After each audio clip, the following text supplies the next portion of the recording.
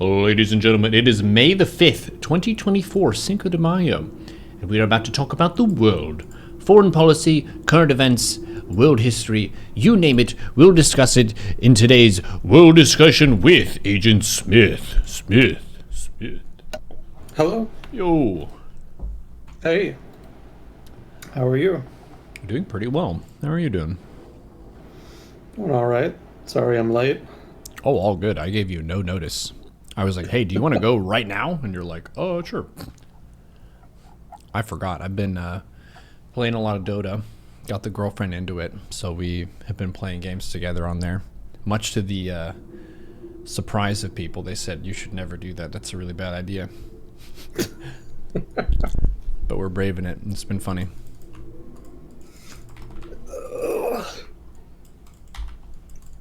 Well, hopefully you both survive. Yeah. So far it's been nice to share your hobby with your partner kind of vibe. Hasn't really had any animosity or anything because it's a very deep game, so there's no reason for me to be fussy and impatient with someone. Like, for her to agree to try it is really big. So Well, I was thinking more about the general toxicity of Dota. Well, here's the thing. She comes from a yelling family. That's more of her environment. So when people are being fussy and yelling in the game, she's like, oh yeah, it's fine. And she can handle it really easily. So it's kind of a cool social situation to hear pretty girl voice able to handle the criticism from people and see how their behavior changes. And the dudes usually respond in a couple different ways. Sometimes they just shut up and shut down as soon as they hear girl voice. Sometimes they feel like it's their sworn and chosen duty to teach her Dota. So they will now try to call out everything that they can. Well, I guess that's at least helpful. It can be. It can be a little bit overbearing as well, but interesting to see how people's behaviors adjust. So far, we've had good games. Fair enough. As long as everybody's having fun.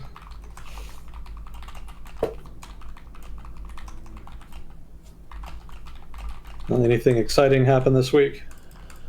I didn't see any crazy stuff that stood out to me. We've been getting some good streams in. Went to a different grocery store than usual.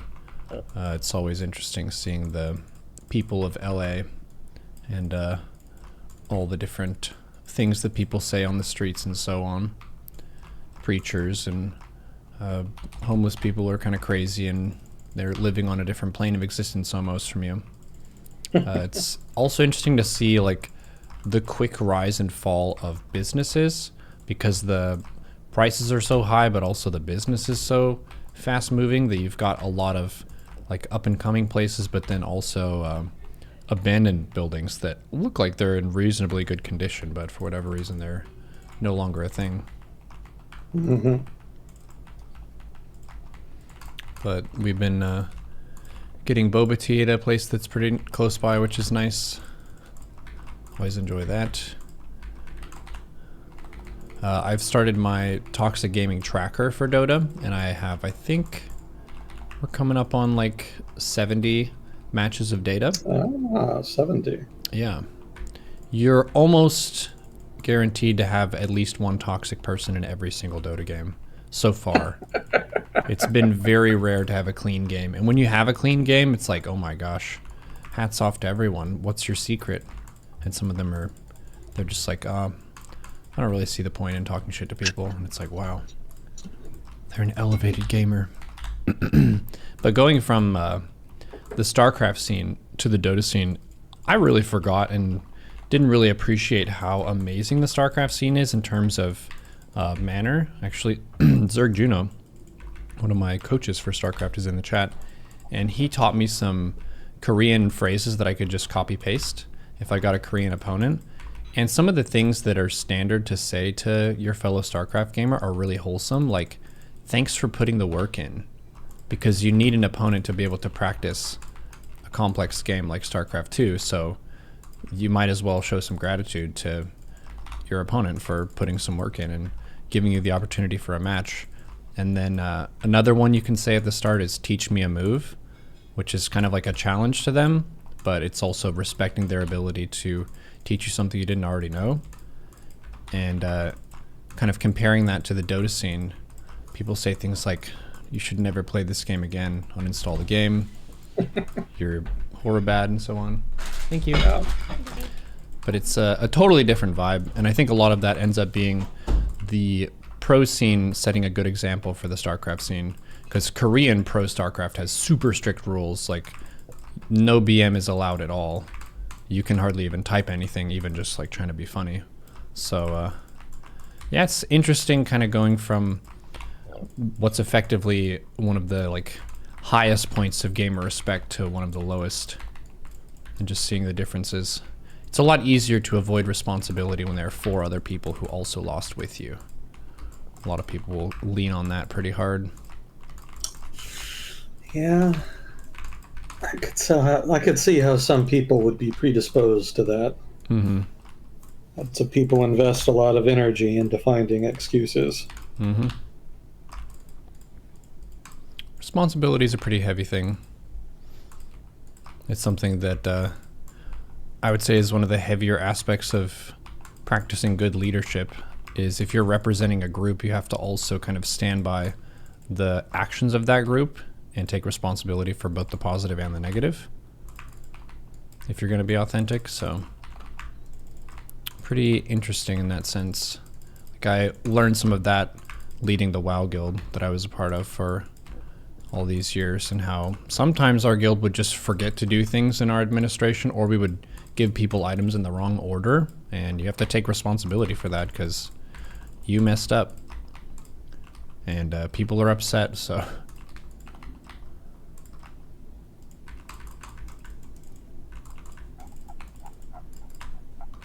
but yeah, the gaming has been good. I'm kind of interested in playing Baldur's Gate again pretty soon. That's been a really cool game to play on honor mode and such. Yeah, I think they updated that again recently. Oh yeah, I wonder what they added.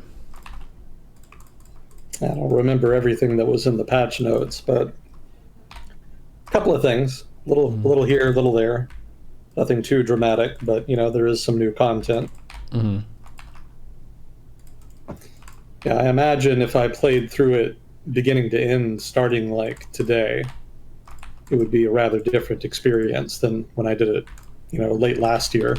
Because I think they've kind of smoothed out a lot of the wrinkles that were in the initial release. A lot of stuff in the game now just wasn't in the game on release, because I think they kind of released a little bit early. I think they were kind of feeling the pressure. So I remember back last year, people were talking about how there were something like several thousand lines of dialogue that were missing. They could see it in the game's files, but they weren't being used in the game. So I think they've been, over the past 6-8 months, whatever, been kind of slowly making the changes necessary to introduce those into the game properly, like they were originally intended. So it's a little more fleshed out now. Nice. Feels a little more organic from what I've seen. Have you played it much recently? Not recently. I've been trying to conquer China in 3 kingdoms recently.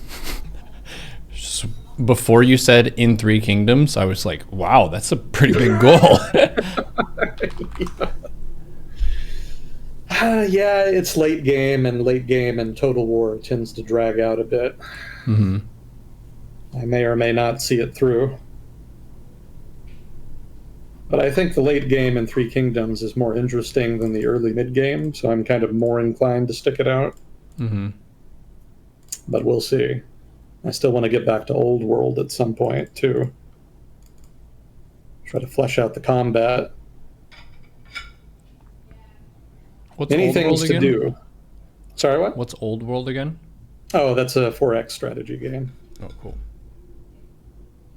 I started my first playthrough, and then I kind of shifted over to 3 Kingdoms.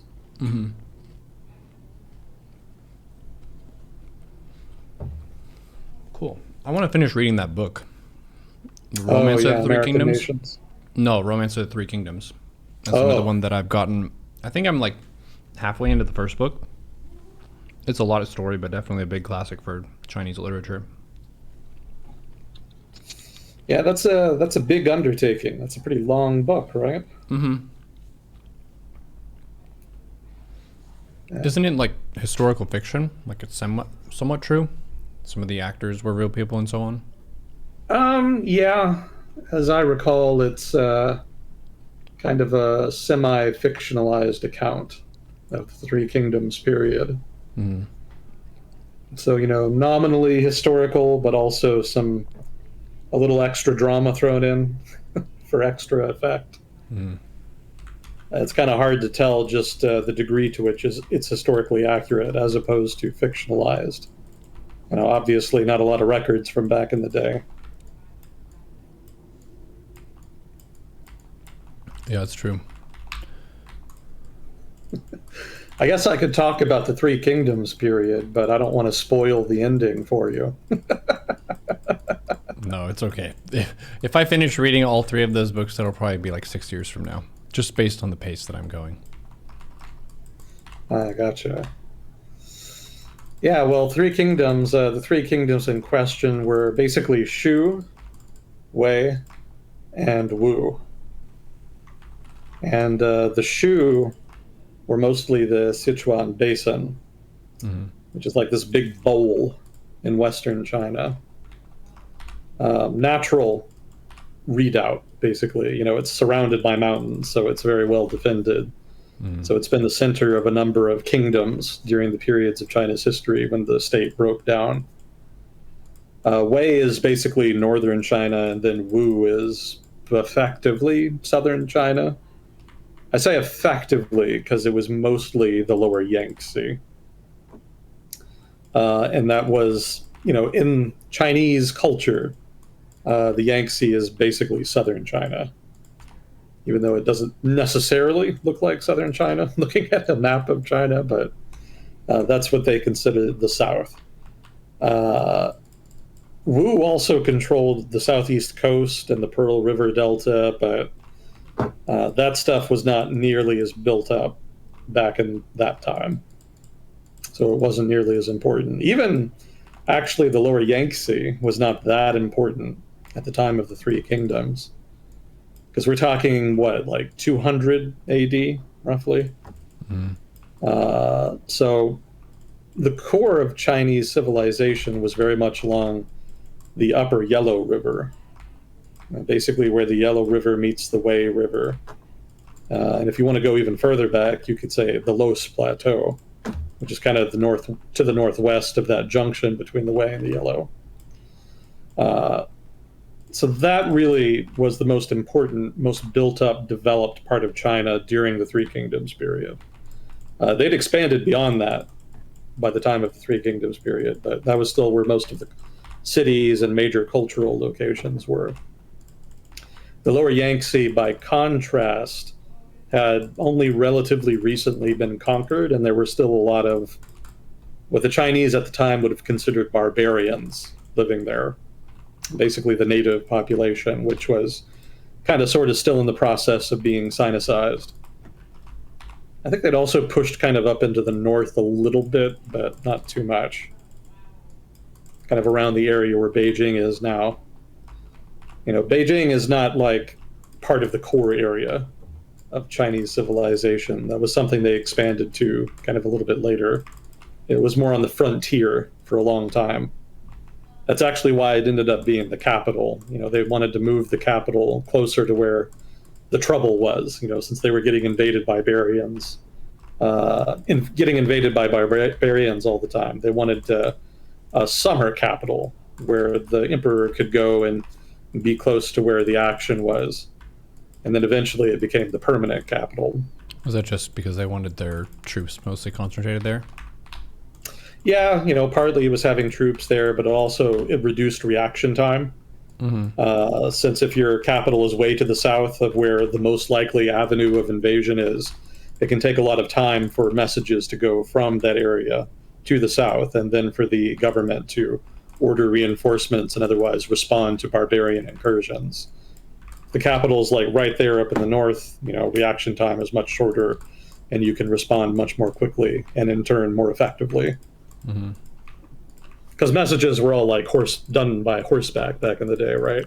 Yeah, there weren't iPhones back then, for sure. Yeah, yeah. So being a lot closer was a big deal. And China was pretty big. Historically, having the capital somewhere near the Yellow River kind of was a disadvantage as far as fortifying the northern regions and preventing barbarians from getting through. So the core area was Yellow River, the upper Yellow River mostly, and the Wu, what the territory known as Wu, the lower Yangtze, still relatively underdeveloped, but more developed than the rest of southern China. Again, the Pearl River Delta and the southeast coast. So whoever controlled Wu, historically speaking in Chinese history, generally controlled the south, the rest of the southern regions of China, just because they were relatively close. And, well, basically that's it. Basically because they were relatively close. Other areas kind of struggled. Shu was also kind of close to the south, but the terrain was just so rugged and mountainous that it was difficult to move troops freely between, Shu State, the core of Shu State, and the Sichuan Basin and those southern areas. Wu, by contrast, had the benefit of the Yangtze River, which they could sail up, moving west, and then access southern China by way of rivers, tributaries to the Yangtze that penetrated that southern region, like the Xiang River or the Gan River further east. So, rivers were a major mode of transportation. That was like a highway at the time. Yeah, because you have way less friction. You don't have to like pull a cart over non-roads and rocks and shit, which sucks. Yeah, exactly. So whoever controlled the lower Yangtze had a major advantage just by being able to use the Yangtze and having ready access to it. But rarely in China's history has southern China been able to win out. Whenever the country fractures, all these little mini kingdoms prop up. And it's almost always the kingdom that manages to control the north that ends up conquering all the rest of China and reunifying it. I don't think it's ever happened that a southern kingdom has managed to do that. Why is that? Well, for most of China's early history, again, like I've been saying, it was the northern area was like the core. So that wasn't just where all the culture and cities were, that was also where most of the population was. So whoever controlled that had a big advantage in terms of access to troops, access to money, trade routes, that kind of stuff. So generally, southern China or Shu, the Sichuan Basin, could not compete in that case. Later on, I guess I'm kind of skipping ahead a little bit, but around the year 1000 AD, sort of the center of China's economy finally shifted away from northern China towards the lower Yangtze. And from that point on, the lower Yangtze became the economic engine of China's economy. And in turn, northern China kind of started to stagnate a little bit. It still had some wealth. Obviously, the Silk Road ran through there, so that generated some economic activity. But compared to the lower Yangtze, it wasn't nearly as much. The lower Yangtze had the benefit of easy access to the ocean, which connected them to trade routes.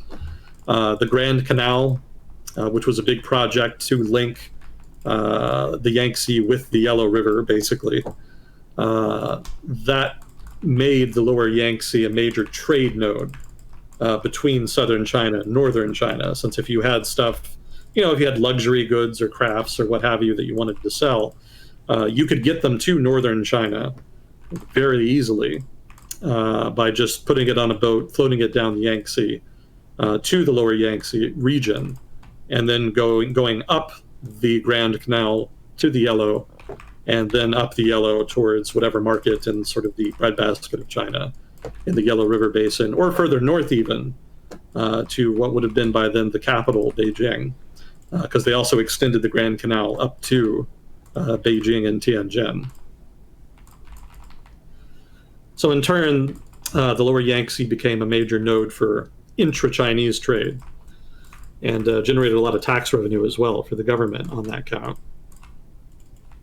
And also, have you ever heard of Jiangxi? That sounds familiar.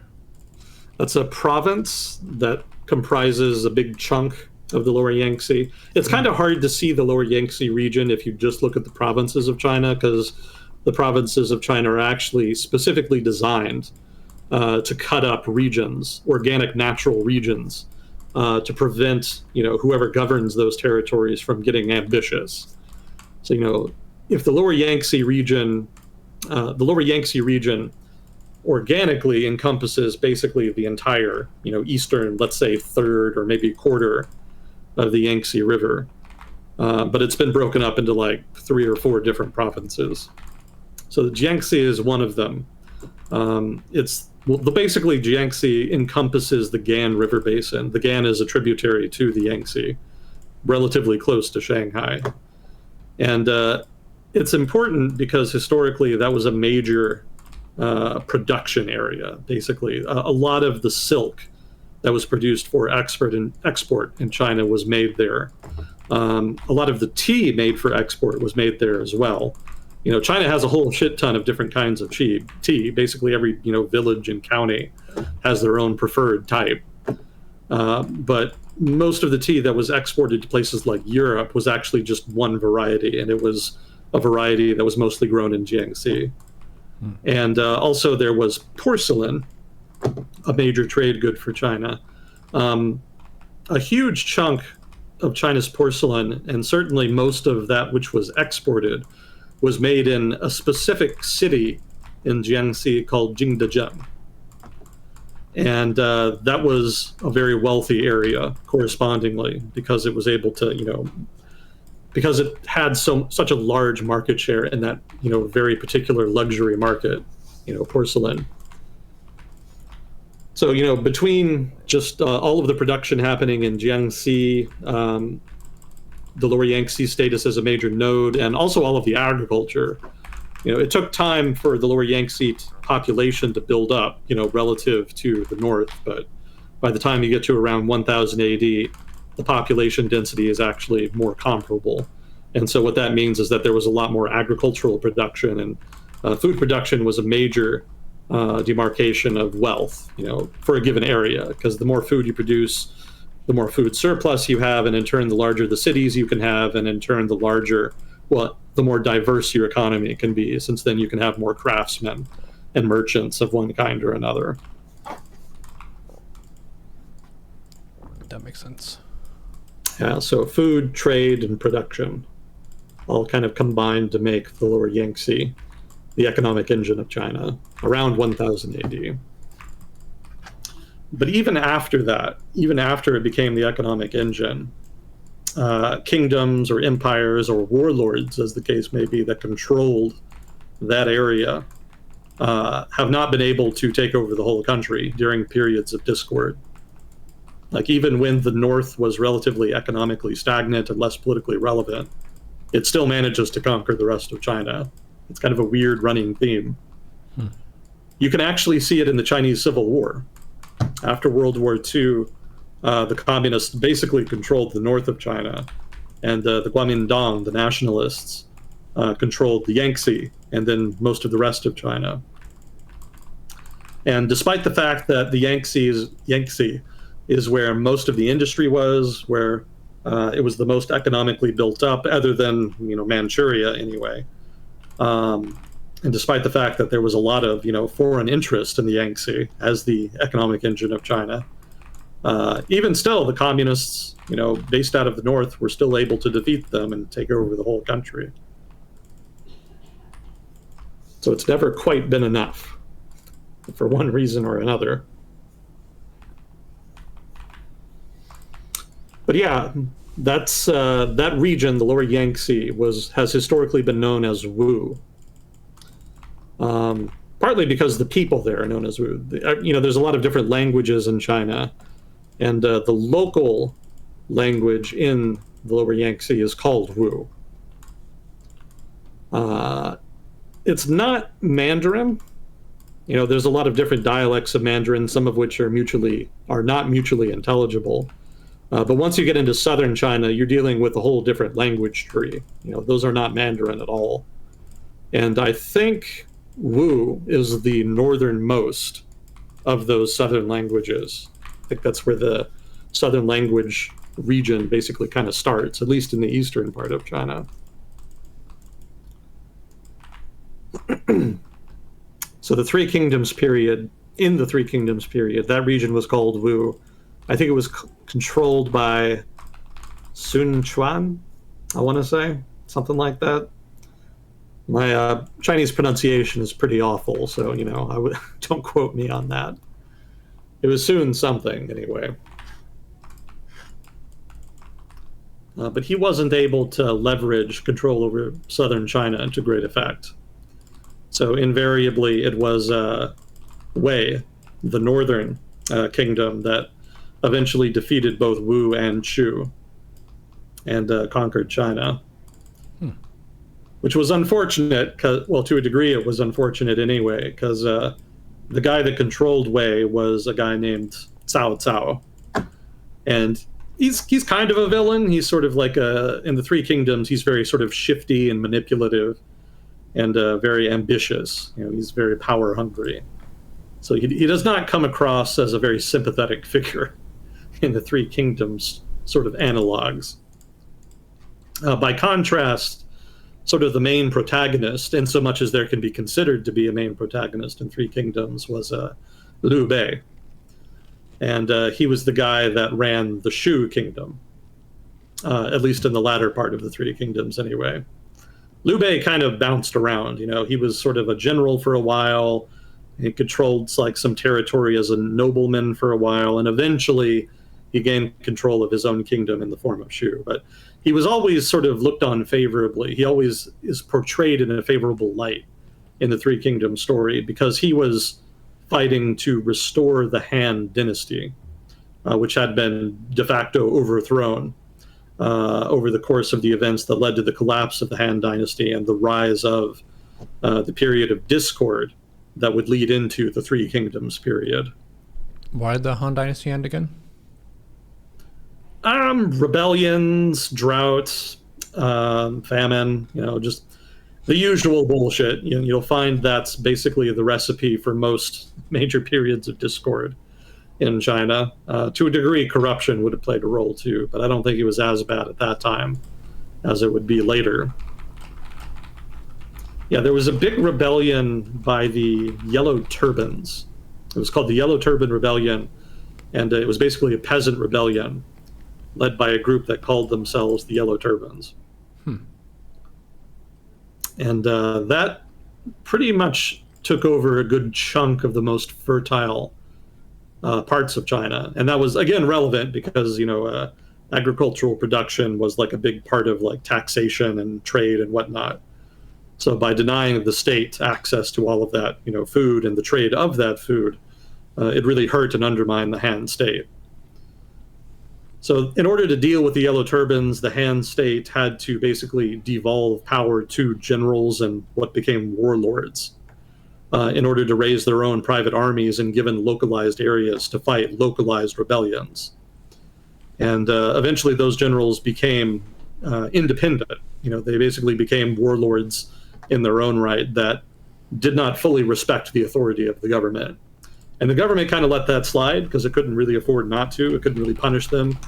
It kind of needed them to fight the Yellow Turbans, but eventually it resulted in a collapse of Han authority and a massive civil war where these different generals started forming their own little kingdoms and eventually started fighting to unify China under their rule instead of that of the Han. It's kind of weird, like through much of the Three Kingdoms story, the Han are actually still present. Like the emperor is still there. It's not as though they overthrew the emperor and the Han dynasty. The issue is that the emperor and the Han dynasty are powerless. Like they have no authority of their own.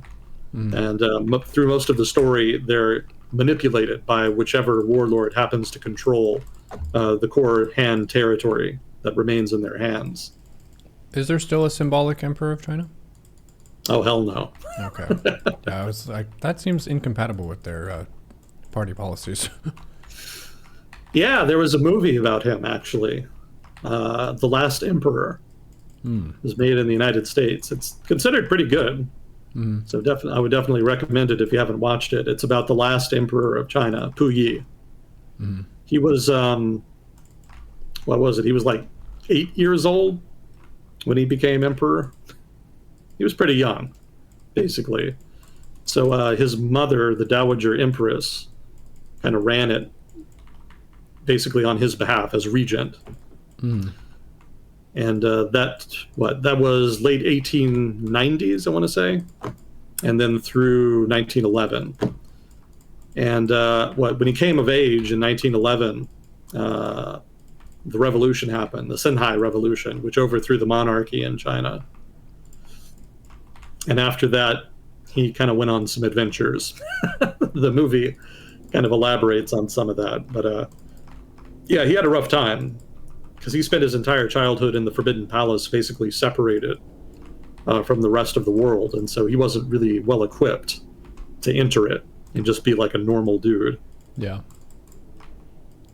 Yeah, he actually ended up being appointed emperor of the Japanese puppet state in Manchuria that they created in order to, control the territory that they'd conquered from China, which didn't do him any favors in terms of the public's perception of him. It did not go well for him when World War II ended. He ended up in a concentration camp, effectively, that was run by the Communist Party of China. And he was there for a while. They actually did eventually let him go. I think they even let him write a book about his experience. Interesting.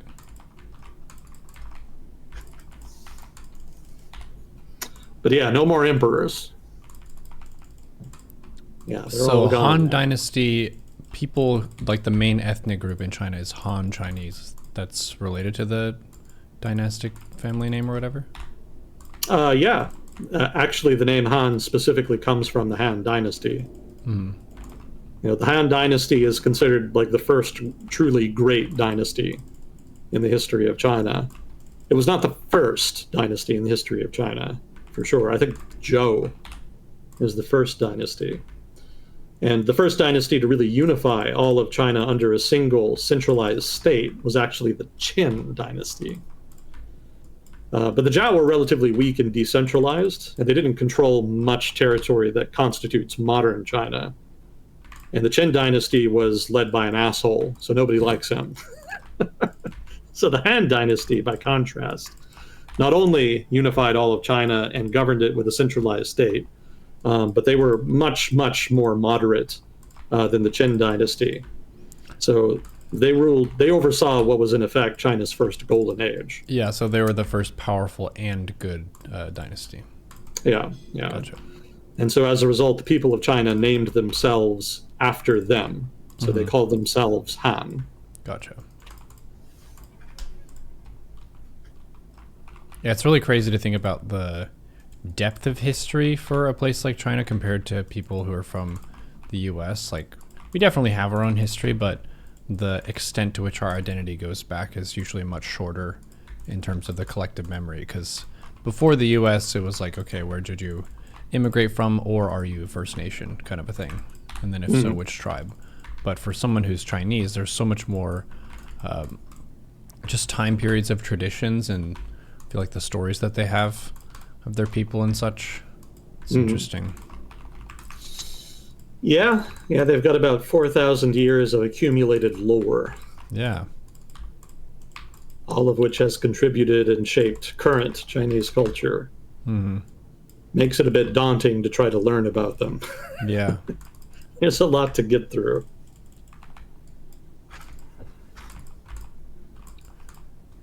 Yeah, one of the things that I learned in college, and some of our friends talked with us about this, was the difference between individualist and collectivist cultures, and how China is inherently a more collectivist culture than the US. Like, in the US, we're more so concerned with personal liberties and choices and stuff like that, whereas certain cultures have more historically ingrained just an emphasis on the group doing well or deferring to authority or one's elders or things like that. It's interesting.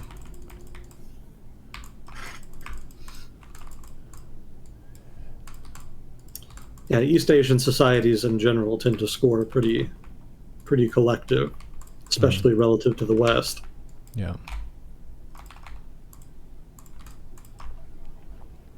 And not entirely sure why. I used to think it had to do with agriculture, since there's a lot of cooperation necessary in order to make large-scale rice cultivation work. Villages have to all work together to really make that happen. So I used to think that that lent itself to the emergence of a relatively collectivist society.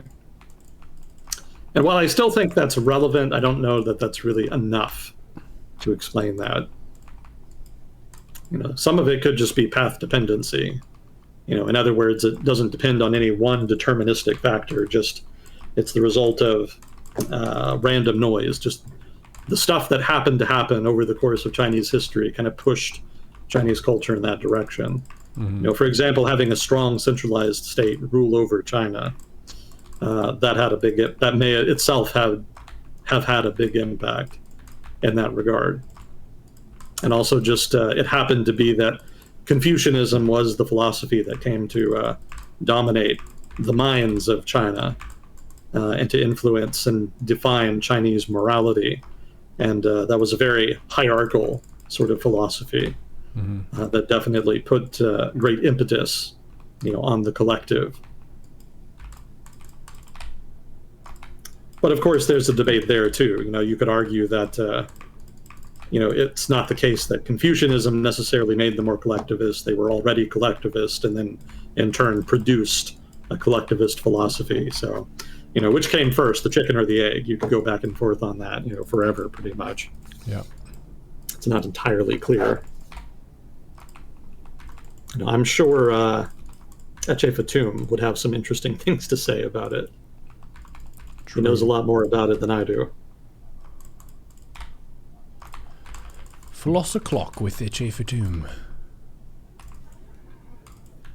Have you talked to him at all lately? Yeah, he's got a kid now. That's what I heard. Yeah, 2 episodes on the philosophy of parenthood after he had, I believe, a daughter. Ah. Yeah, but he's currently vacationing in Portugal. Oh, it's a good location. Yeah. He's a pretty good surfer, so that's one of the places they go to do surfing. I didn't think the Swiss were that into surfing. Well, snowboarding is like surfing, but in a little bit of a different context. Yeah, I guess that's true. Fair point.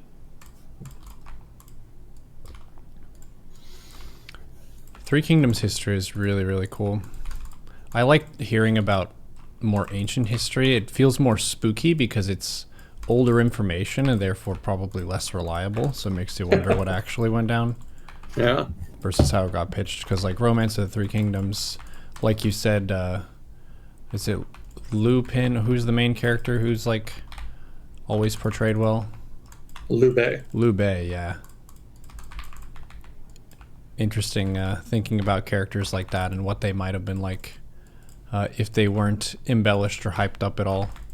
Like what were their downsides, that kind of thing. Yeah. Yeah, the reality is rarely as clean cut as the fictionalized version. Well, we'll never really know. Mm-hmm.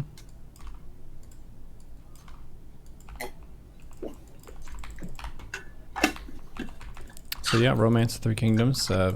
Don't watch today's VOD if you don't want it spoiled, but it's a very old book, so you've been doing a good job avoiding spoilers so far. Yeah, certainly the Total War version is pretty fun. Mm-hmm. Although I haven't really been playing the historically accurate version. There's a mode you can play that's more historically accurate, but I haven't really been doing that. I just kind of wanted a more pure Total War experience. So I turned off most of the bells and whistles and stuff that they added. Mm-hmm.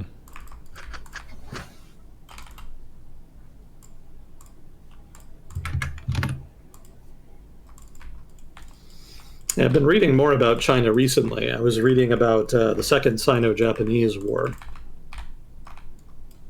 So my China reading is a little more recent, correspondingly.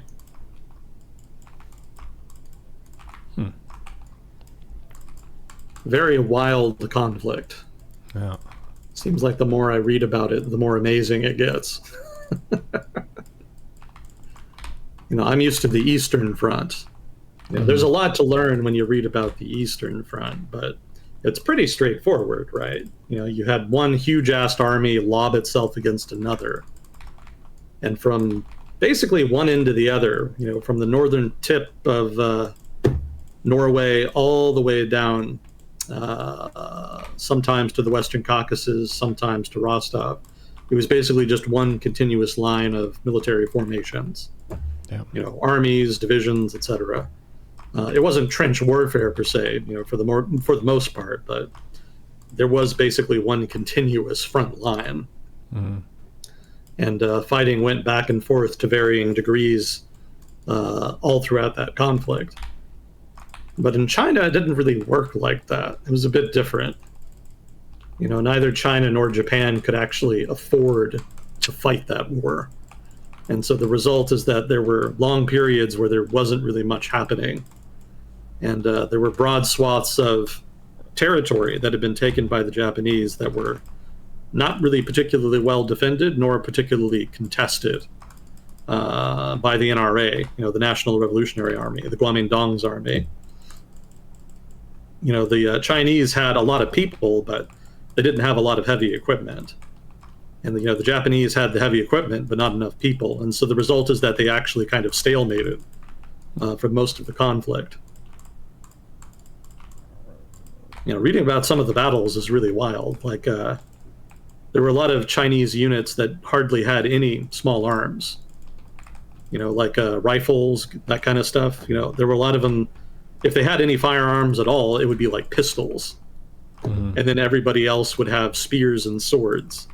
And then they would be ordered to go storm a position that had like a fully armed Japanese division or regiment or some shit. That doesn't sound good.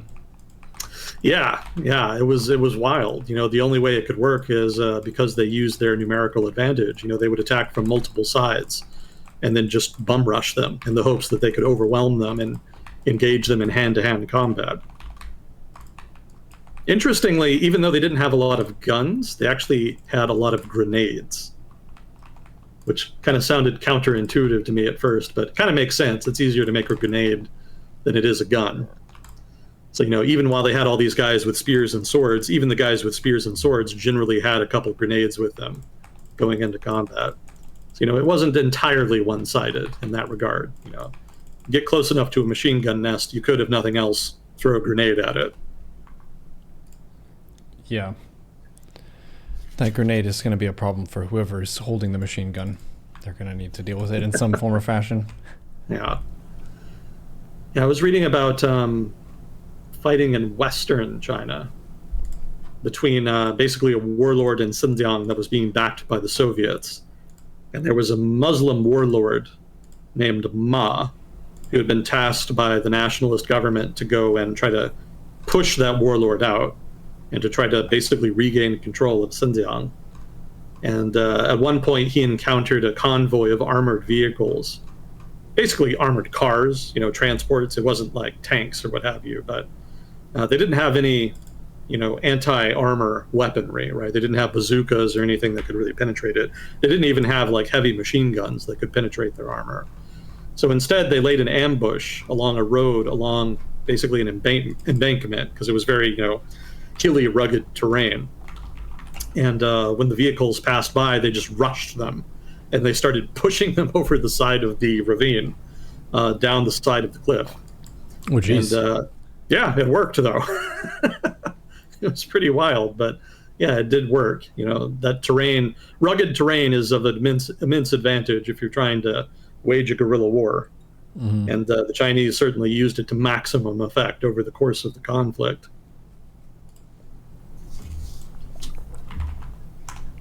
I want to pull up a geographical map of China because we've talked about some of the regions, but I was in a game. It's a bit harder to visualize. Google Maps, what have you got? All right. China. Let's see. Okay. This layer. Satellite. Yeah. Yeah, satellite mode. Okay. So Beijing is pretty far north, and you said that was where they moved their capital. Oh yeah, that's quite far north if you're looking from the very furthest south point. Mm-hmm. So they're mainly going to be attacked from Mongolia, basically. So they're putting it there to shore up defenses and build strength. Pretty much, yeah. Okay. Although I would point out Beijing was more the headquarters than a fort. What they did, if you look at the map, you can see how mountainous it is to the north and west of Beijing. So what they did is they identified all of the passes through that rugged terrain and they fortified them. So it was those forts that were actually blocking, the barbarian invaders. And it was mostly in that area that they built the Great Wall of China, or more accurately, one of the Great Walls of China.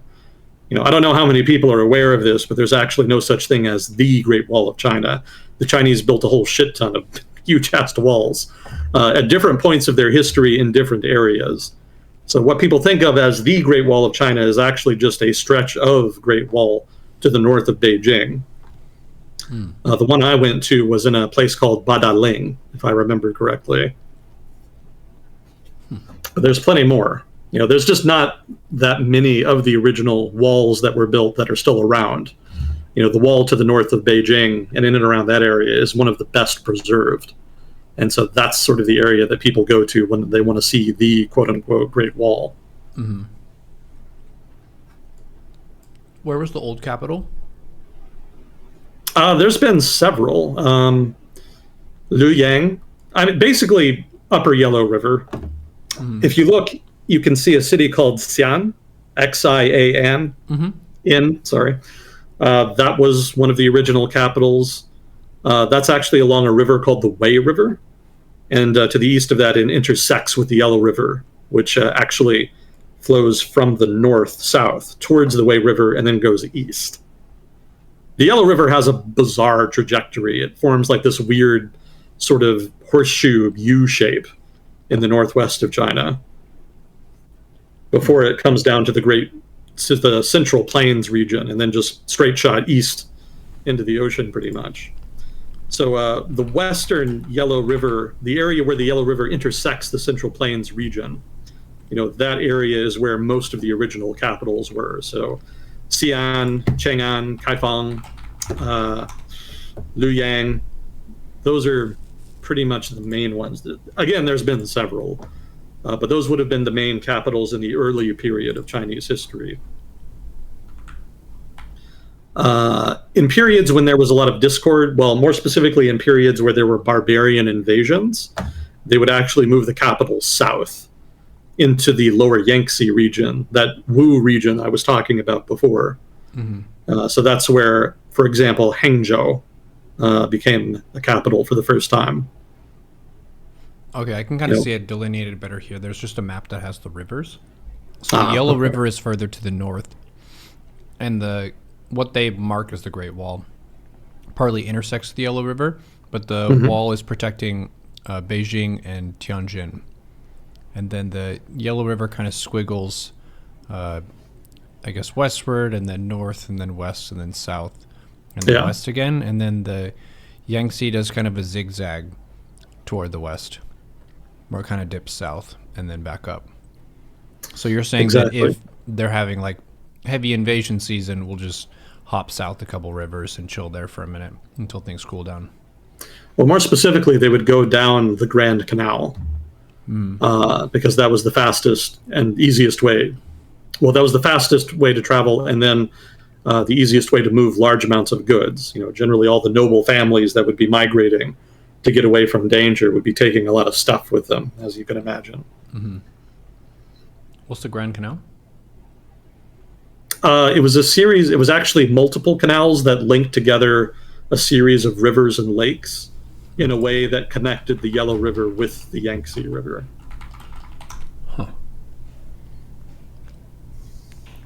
So if you kind of look at eastern China, I'm trying to think here.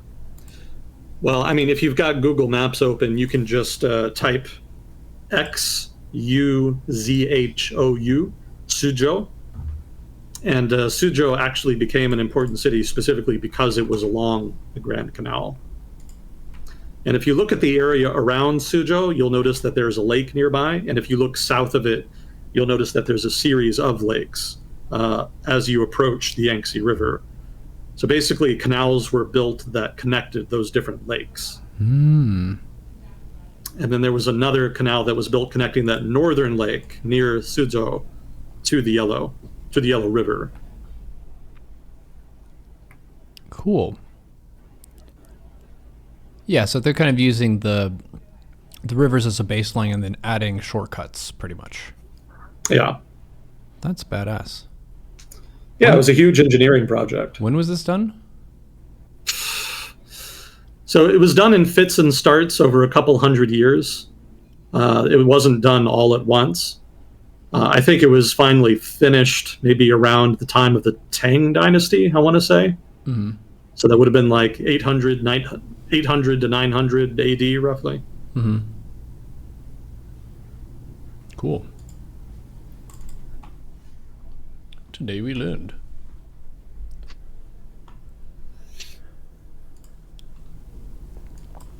Yeah, if you look at a topographic map of China, that whole area there, that sort of plain, that flat plain, that flat series of plains in the northeast of China, is where like a huge chunk of the population lives. Northeast Plains, yeah. Yellow River, Wei River, kind of between there. It's a huge delta area that's all green. Mm-hmm. And that goes down pretty close to the Yangtze. So it's all just a big flat area. That's called the Central Plains region. Mm-hmm. And if you Google that, you can probably get like a highlighted area or something. But all of that is like the core of historical China. Gotcha. It's not where it originated, but in terms of like civilizational activity, urban life, trade, what have you, like that's the main part, easily. And then what's the geography of the southern region? It looks a little bit more rugged.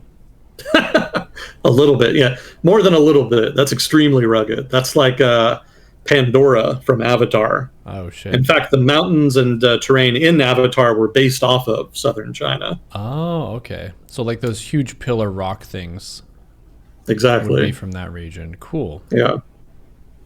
Dragon it's Ball very Z beautiful. levels. Gotcha. Yeah. Yeah, that's southern China is the inspiration for that. Nice. Today I learned. Yeah, so if you look at the Yangtze River, you can see it kind of forms the letter W. Mm-hmm. If you start like to the northwest of Shanghai, you can kind of see the eastern part of the W kind of going up. Mm-hmm. So if you follow that, it goes down, then up again, then down, and then up again, before kind of spiraling off into the Sichuan Basin. So if you look at that W shape, the 2 points of the W facing down, there are rivers connected to those specific points that go south. So the westward of those is the Xiang River, and then the eastward of them is the Gan River. And again, I apologize for the pronunciations. I'm sure that I'm probably butchering them. But the Gan River is the Jiangxi area. I should say the Gan Basin. That is where Jiangxi is historically. And then the Xiang to the west of that, in the Xiang Basin, that goes south. And actually, there was a canal that was dug to connect the upper Xiang River to another tributary river to the Xi River, which is the Pearl River. If you don't know what the Pearl River is, that's the river that feeds into the delta where Hong Kong is in southern China. The big Pearl Delta region in the south where, all your sex toys and, other trivial bullshit is manufactured. The big manufacturing center where China's manufacturing exports are made. That's the Pearl River Delta. And the river that feeds into that is the Pearl River, or in Chinese, the Xia River. And there's a tributary to the Xia to the north of the Xia, the upper reaches of which is connected by canal to the Xiang River. And that connectivity actually allowed historically for goods to be moved purely by water from as far away as northern China all the way down to the Pearl River Delta without ever necessarily having to touch land or without having to go to the ocean. You know, it was purely an interior waterborne network. That's cool. It's like a earlier rail system almost. Yeah, yeah. It was, again, impressive engineering. The Chinese were very good at dealing with water. You know, they kind of had to be, obviously, but still, given the level of technology they were working with, they did a really fantastic job. But yeah, those two basins are these sort of bowls that are cut out of an otherwise very, very mountainous region. Yeah, because a lot of China is very high altitude, and a lot of it isn't really very hospitable or good for farming. It seems like the east in that basin looks the best for farming. Well, the Central Plains region, that's easily the best. Some areas along the Yangtze are pretty good too, as far as rice production mostly. Mm-hmm. And the Chinese historically pioneered terrace farming, which is a method. I mean, are you familiar with terrace farming? Yeah, it's when it looks like a bunch of rectangles cut into a mountain, where there's still farming, but it's kind of down the side of a mountain, which means you can basically farm on hills instead of needing a flat plain to do it. Exactly. Yeah. So a lot of that happens in southern China in particular. So even though the terrain is really rugged, they actually do get a lot of food out of it because of terrace farming. And they've been doing that a long time. That's just another impressive engineering feat developed by the ancient Chinese. But yeah, as far as terrain, like in southern China, the Xiang and Gan basins are like probably the flattest areas.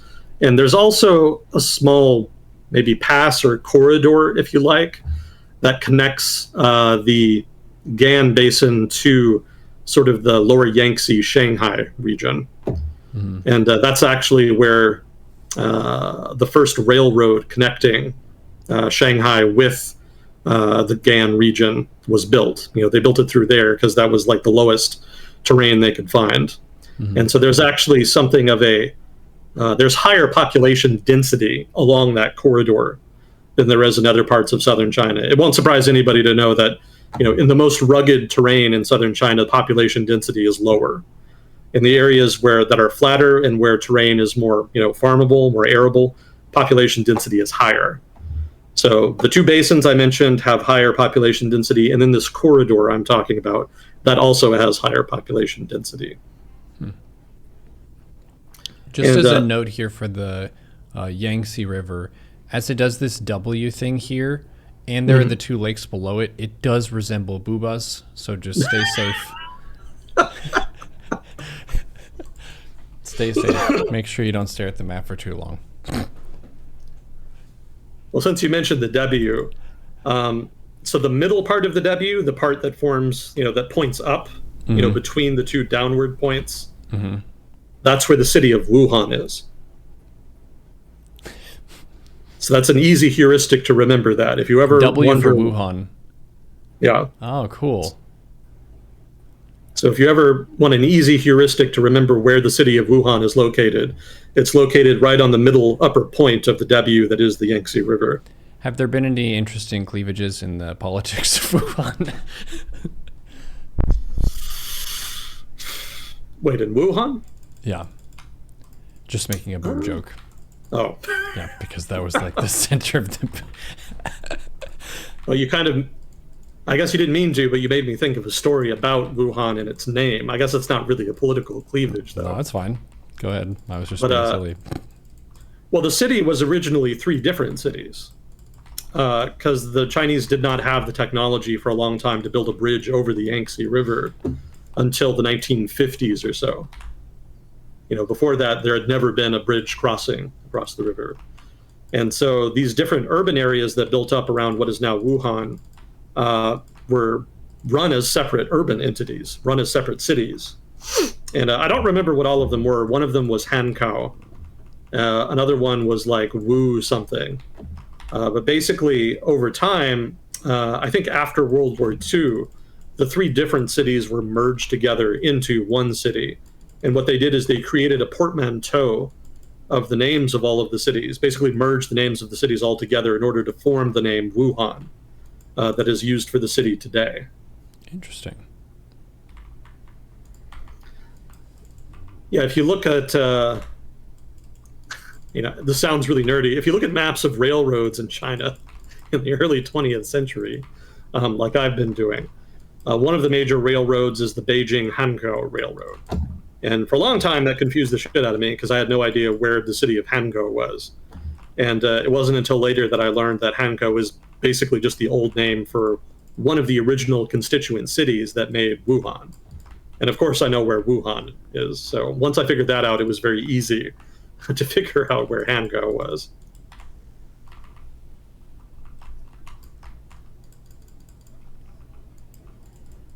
For the vanishingly small number of people that this will be relevant to, the Beijing Hankou Railway was the Beijing Wuhan Railway, and then the Tianjin Pukou Railway was basically just the Tianjin Shanghai Railway. Pukou is just like a town to the north. Well, no, okay, I take that back. Tianjin Pukou would be the Tianjin Nanjing Railway, and Pukou was like a neighborhood to the north of Nanjing. And then there was a rail connection to the south of Nanjing going on to Shanghai. Yeah, there were not that many railways that had been built in China over the course of the early 20th century. So if you're studying the Second Sino-Japanese War, the railways were actually like super important to determining the geography of the conflict, because the Japanese did not have the logistical strength to project force very far into China, and so the result is that their combat operations almost invariably never ventured very far from either a major river or a major railway. That makes sense because the military shit is very heavy. Yeah. It's a pain in the ass to carry it. Very much so. So the course of the war very much followed those lines of supply and communication very closely.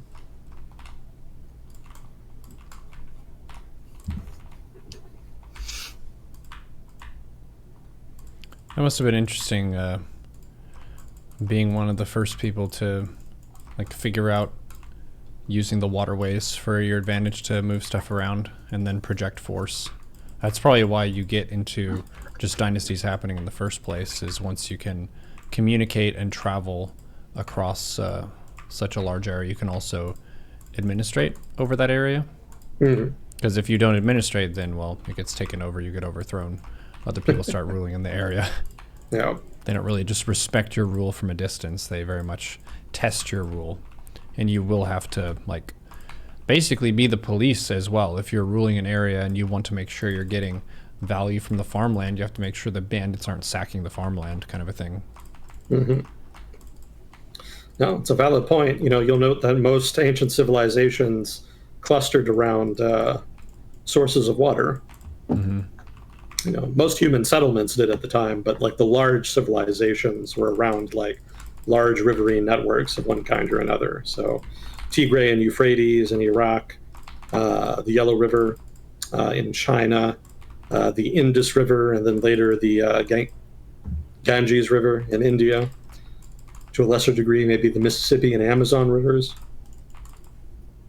Did you hear about the Amazon River archaeology discovery a couple of weeks ago? No, what was it? Yeah, they actually found like a big city out there. Oh, really? Like deep in the Amazon. Yeah. So it's making them kind of rethink the degree of development and urbanization that the early inhabitants of the Amazon were able to achieve. Because for a long time it was thought that they had been mostly nomadic, hunters and gatherers and whatnot, but it seems that was perhaps not the case. That's cool. Do they have any estimates on like the population or anything? I don't recall. I'd have to look it up again. But it was pretty decent sized from what I recall, and fairly sophisticated and well organized. Yeah, you can do really cool shit with LiDAR now. What is LiDAR? That's like it's like radar, but it's so what is it? The frequency is so high that you can pick out actual shapes. And because radar penetrates things like foliage, you can see shapes that are otherwise buried under like lots of trees or even dirt to a degree. Mm-hmm. So what you can do is you can use a plane that's equipped with it, or even a satellite, and then you can just take LiDAR pictures of like broad swaths of territory, and then you can just see shit that you would never be able to find even if you were on foot.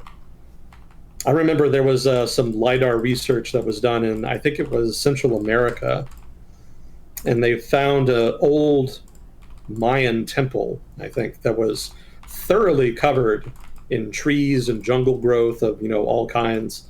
And it was so well hidden that like you could have walked right by it and you would not have seen it. You could have walked on it and you wouldn't have seen it. That's awesome. You know, the only way they were able to discover it was because they found it with LiDAR. Sweet. Yeah, so really cool technology there. So there's been some fun discoveries made using that.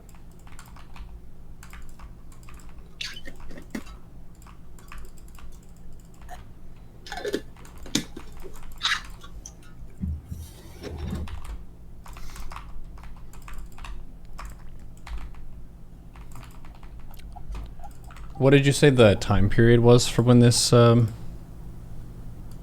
it Amazon City was built in? What was I want to say it was like 1,000 years ago. Huh. Well, okay, I don't know that they've been able to get to the site either. So maybe that they don't even have an estimate yet. Yeah, the first thing I thought of was 1,000 years ago, but that might be me misremembering. It got me It curious. looks like January of this year. Huge network of ancient cities. Oh, it was more than one. Okay. Damn. 90% of it is lost within the jungle itself.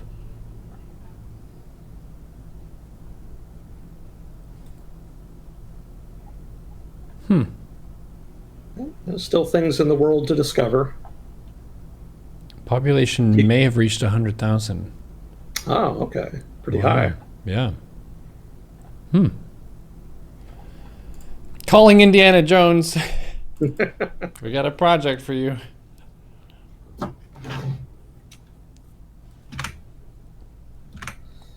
Well, I think we did have some questions. Yes. Although I guess it's been a while. I guess I've just been ranting about China for an hour. I don't know if any of those That's people good. are I still like listening. I like it when we do that because that gives us an obvious video title at the end. If we just do too much random stuff, I'm like, what did we even talk about? We talked about a bit of everything, but we can at least say we talked about China and LiDAR. There you, there you go. Easy layup. Do you think that they used LiDAR with their weather balloon at us? I want to say no, but that is an interesting possibility. I guess they could. I'm not sure what they would find, unless they were doing like some really high stakes archaeology research. Yeah, As far as like military intelligence, I'm not sure what the point would be. super cool dinosaur bones hidden in the United States. They dig them up and then sell them to us for a crazy ransom. I guess they could. Mm-hmm. China's got plenty of dinosaur bones, though. They could just sell us some of those. Let's see. What are the reasons for the trend of African countries kicking out Western troops and welcoming in Wagner Russian troops? Well, that's kind of a confluence of factors. You know, it's not necessarily any one thing. Probably the main factor that will come up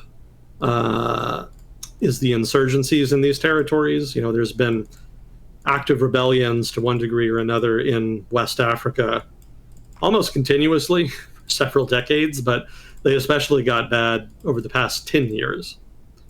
And so France is a major partner of a lot of governments in West Africa because France used to basically control all of it. You know, almost the entirety of West Africa used to be French West Africa, a colonial holding of France.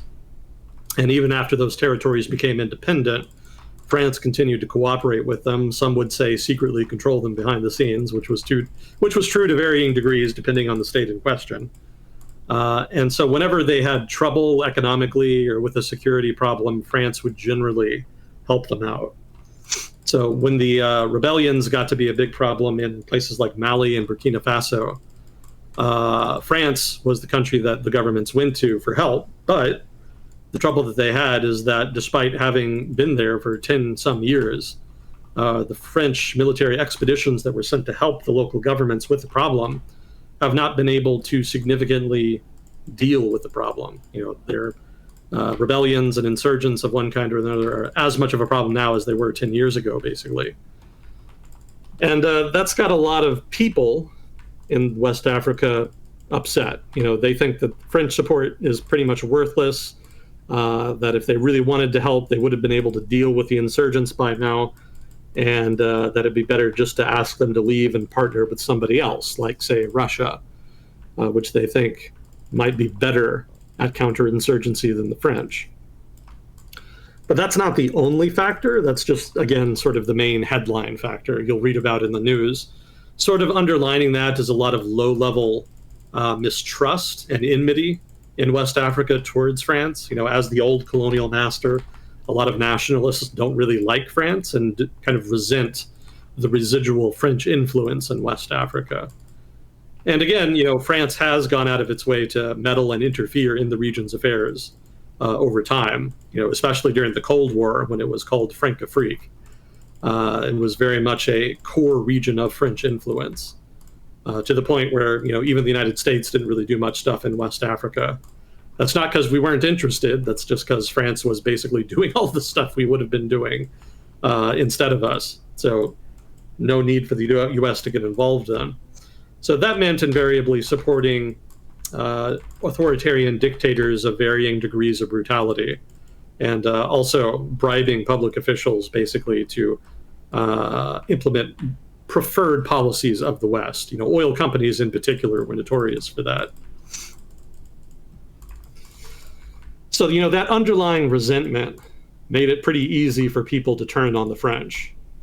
And, maybe even that would not have mattered because a lot of states in the region are relatively authoritarian. So, they don't really have to care what the people think too much. But then that's where the coups come in. Governments that were otherwise willing to kind of continue to deal with the French and just kind of deal with the insurgency problem, just kind of accept the status quo of the insurgency problem, found themselves coming under increasing criticism themselves from the public. And eventually, soldiers within their military started conspiring against them. Now, whether or not these soldiers genuinely believed that by overthrowing the government that they could do better and deal with the problems of insurgency, as well as other problems like economic development and political corruption better than the governments they were overthrowing, or alternatively, if they just wanted to take advantage of a government's unpopularity to try to remove them and seize power for their own benefit, that's debatable. And, I'm not going to get super into that. I mean, there's not a whole lot of evidence anyway. Regardless, the publics of West Africa have been pretty supportive of the coups that have happened over the past couple of years. The soldiers propagating the coups are considered to be patriots who are genuinely trying to make an effort to improve their countries. Time will tell if that's actually the case. I'm extremely skeptical. West Africa, if not sub-Saharan Africa in general, does not have a great track record. You could probably list all of the generals who seized power via coup in Africa who went on to do a genuinely good job at governance on one hand, if that. So we'll see. We're kind of in a holding pattern where things are continuing to get worse, or at least stagnate. And it remains to be seen then whether or not the legitimacy of these new military governments will have any kind of staying power. I would point out that in Mali, the coup government's not a word, the military junta that seized power initially actually was itself overthrown a year or two later by a different group of officers in the military who then went on to form their own authoritarian military junta. So, even these new governments seizing power are having trouble sort of suppressing other people in the military who have the same idea, which is that they can seize power for themselves, from taking advantage of political circumstances and doing so. So you could say that the unpopularity of France and the growing difficulties with problems like insurgency, as well as just generally bad economic conditions, there's a lot of inflation in West Africa, and the global economy is not doing great. So prices for their main exports are not doing particularly well. So, the pressure caused by poor economic conditions and, the violent conflicts that are going on created pretty fertile ground for would-be challengers to the establishment governments in the region. So, two factors combined, the ongoing insurgency and the unpopularity of the government. Beyond that, I would go even further and say that to kind of do more meta-analysis, the underlying problem is just weak institutions. Like, regardless of whether or not you have an authoritarian government, it's possible to have a government that is authoritarian, that is very professional. You can have a strong administrative state that does not have democratic legitimacy. China does that. Vietnam does that. It's possible. It's not necessarily ideal, especially if you value human rights, but it can be done. But the trouble in Africa is that regardless of whether the states are democratic or authoritarian, are run by militaries or, whatever, all of them, or at least almost all of them, have very weak administrative capacity. They just do not have strong states that can impose the law, maintain security, maintain a monopoly on violence, neutrally enforce the law, all of the sort of the basic stuff that comprises state responsibility is generally either under-delivered in much of Africa or not delivered at all. So, even with all of these pressures, economic and security pressures in West Africa, if states in the region were stronger, it would not be nearly as disruptive as it has been. But as is, states in the region have never been able to substantively develop very much. To a degree, that's because of Western meddling of one kind or another. They keep backing this, that, or the other dictator. But even if there wasn't Western meddling, I would argue that probably it would be very difficult to build up a strong state in the region, because the principal demand for a strong state, certainly a strong, responsible state that is not corrupt, comes from a strong middle class more than anybody. And West Africa does not have a strong middle class, or at least the vast majority of countries in West Africa don't have that. And so absent the kind of political activism and civic engagement that comes from a strong, independent middle class, I think it would be very difficult, and is going to be very difficult, for states to develop in a way that grants them the capability to govern well, to have strong administrative capacity. Because if you're a dictator, you don't really care that much about having a strong state. You just care if you could get money. And you don't need to have a strong state to make money. If you live in a country that exports a lot of oil, for example, it's enough just to be in control of the government that is responsible for distributing licensing rights to the oil fields. Because then the Western oil companies, or maybe the Eastern oil companies, as the case may be, will just come and pay you royalties and you can get rich that way. In that case, you don't have to hardly govern at all. You can let 90% of the country just go to shit. But so long as the parts of the country where the oil production is happening are at least doing okay enough that oil can be exported, you're still making your money. But even in countries that don't have a lot of natural resources, dictators still don't have a strong incentive to build up strong states. At most, they'll build up the security forces, but, that's not enough unto itself.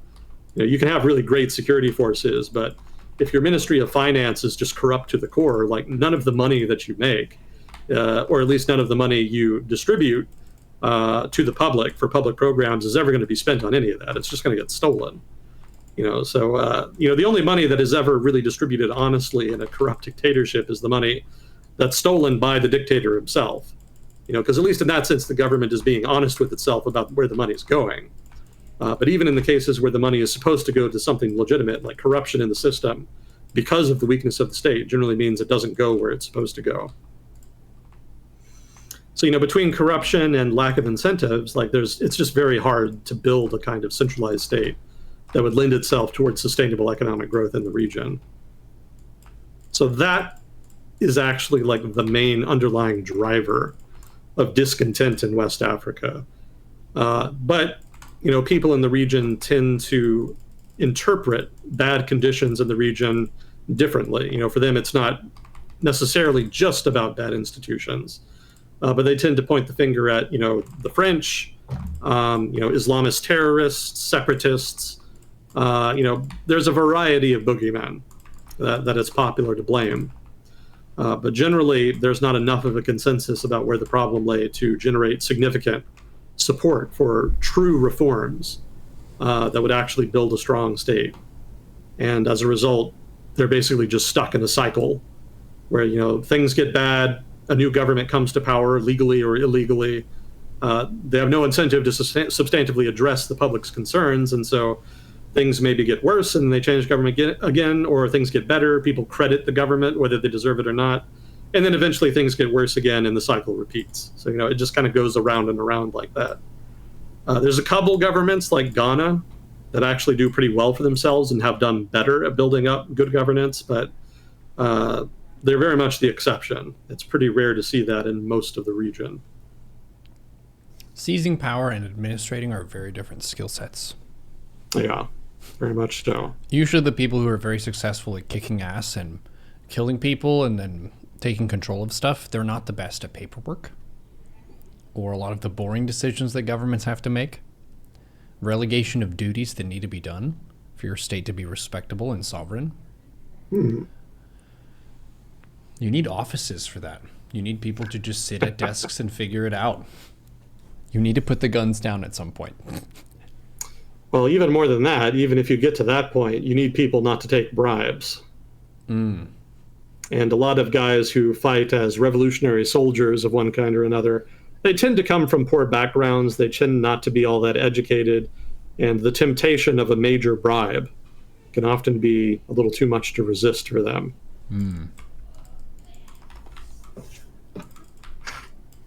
It's been a problem for more than a few revolutionary governments through history.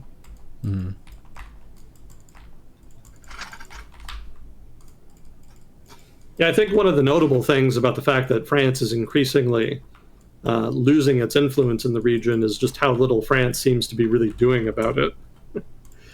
Back in the Cold War, if there were some kind of coup or challenge to the establishment of a West African state, France would, well, for one, they might actually be responsible for it in the first place. But even if they weren't, they would generally get into contact with the new government pretty quickly and cut a deal with them in order to ensure French interests were not threatened by the new status quo.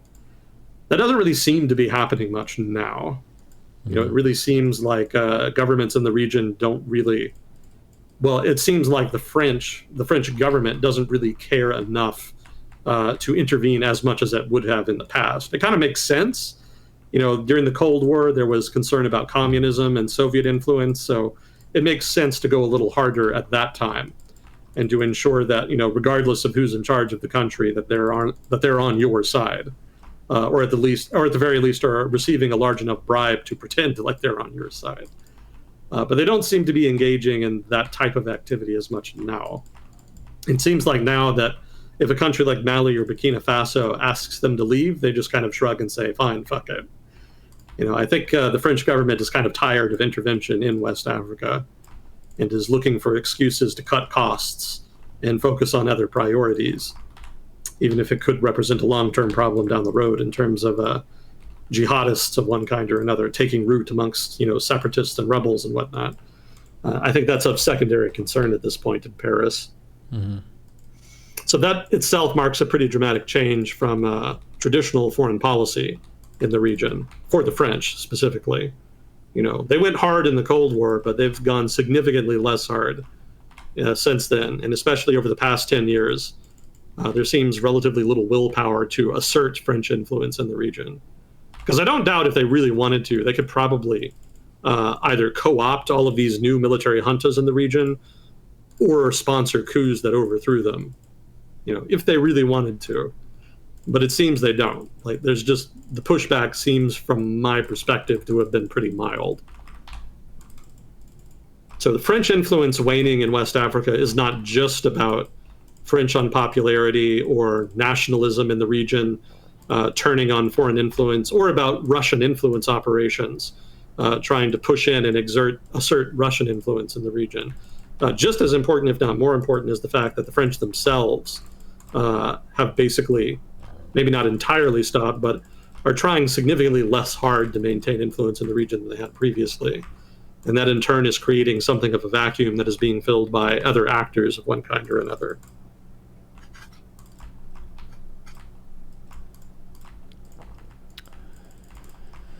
Yep, power vacuum. We talked about the Islamic State as being a situation where that was occurring, where there used to be a powerful actor in a situation. Once they leave, someone else is going to rise up and take the spot. Yeah. Yeah, if there's an open door, you might as well walk through. Mm-hmm.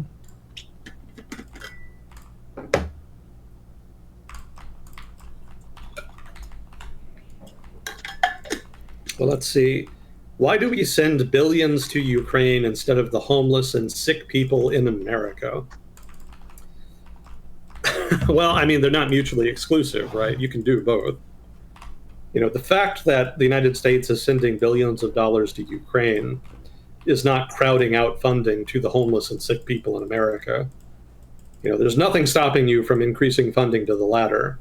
If it's not happening, it's happening because people don't want to do it, not because there's not enough money left after foreign aid to Ukraine. You know, if you want to blame somebody, blame your fellow citizens, because they're the ones who are not interested, more so than the federal government.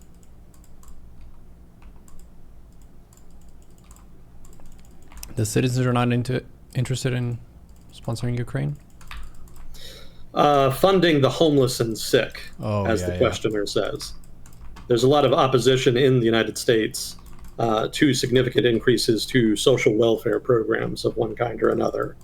That's much more responsible for the lack of social spending in the United States than anything else.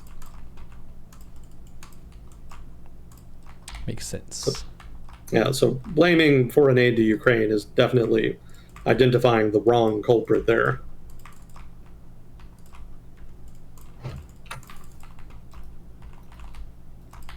That makes sense. Are we about to die in a nuclear war? What? Considering nuclear war is probably inevitable, why wouldn't we just get it over with right now? I guess some people don't want to die yet. I guess they haven't spent enough time on the internet. Perhaps if they did, we would. But for the moment, not enough people are terminally online, certainly not people in positions of power, to make nuclear war a desirable prospect at this juncture. Also, I don't think it's inevitable. You know, certainly... Why not?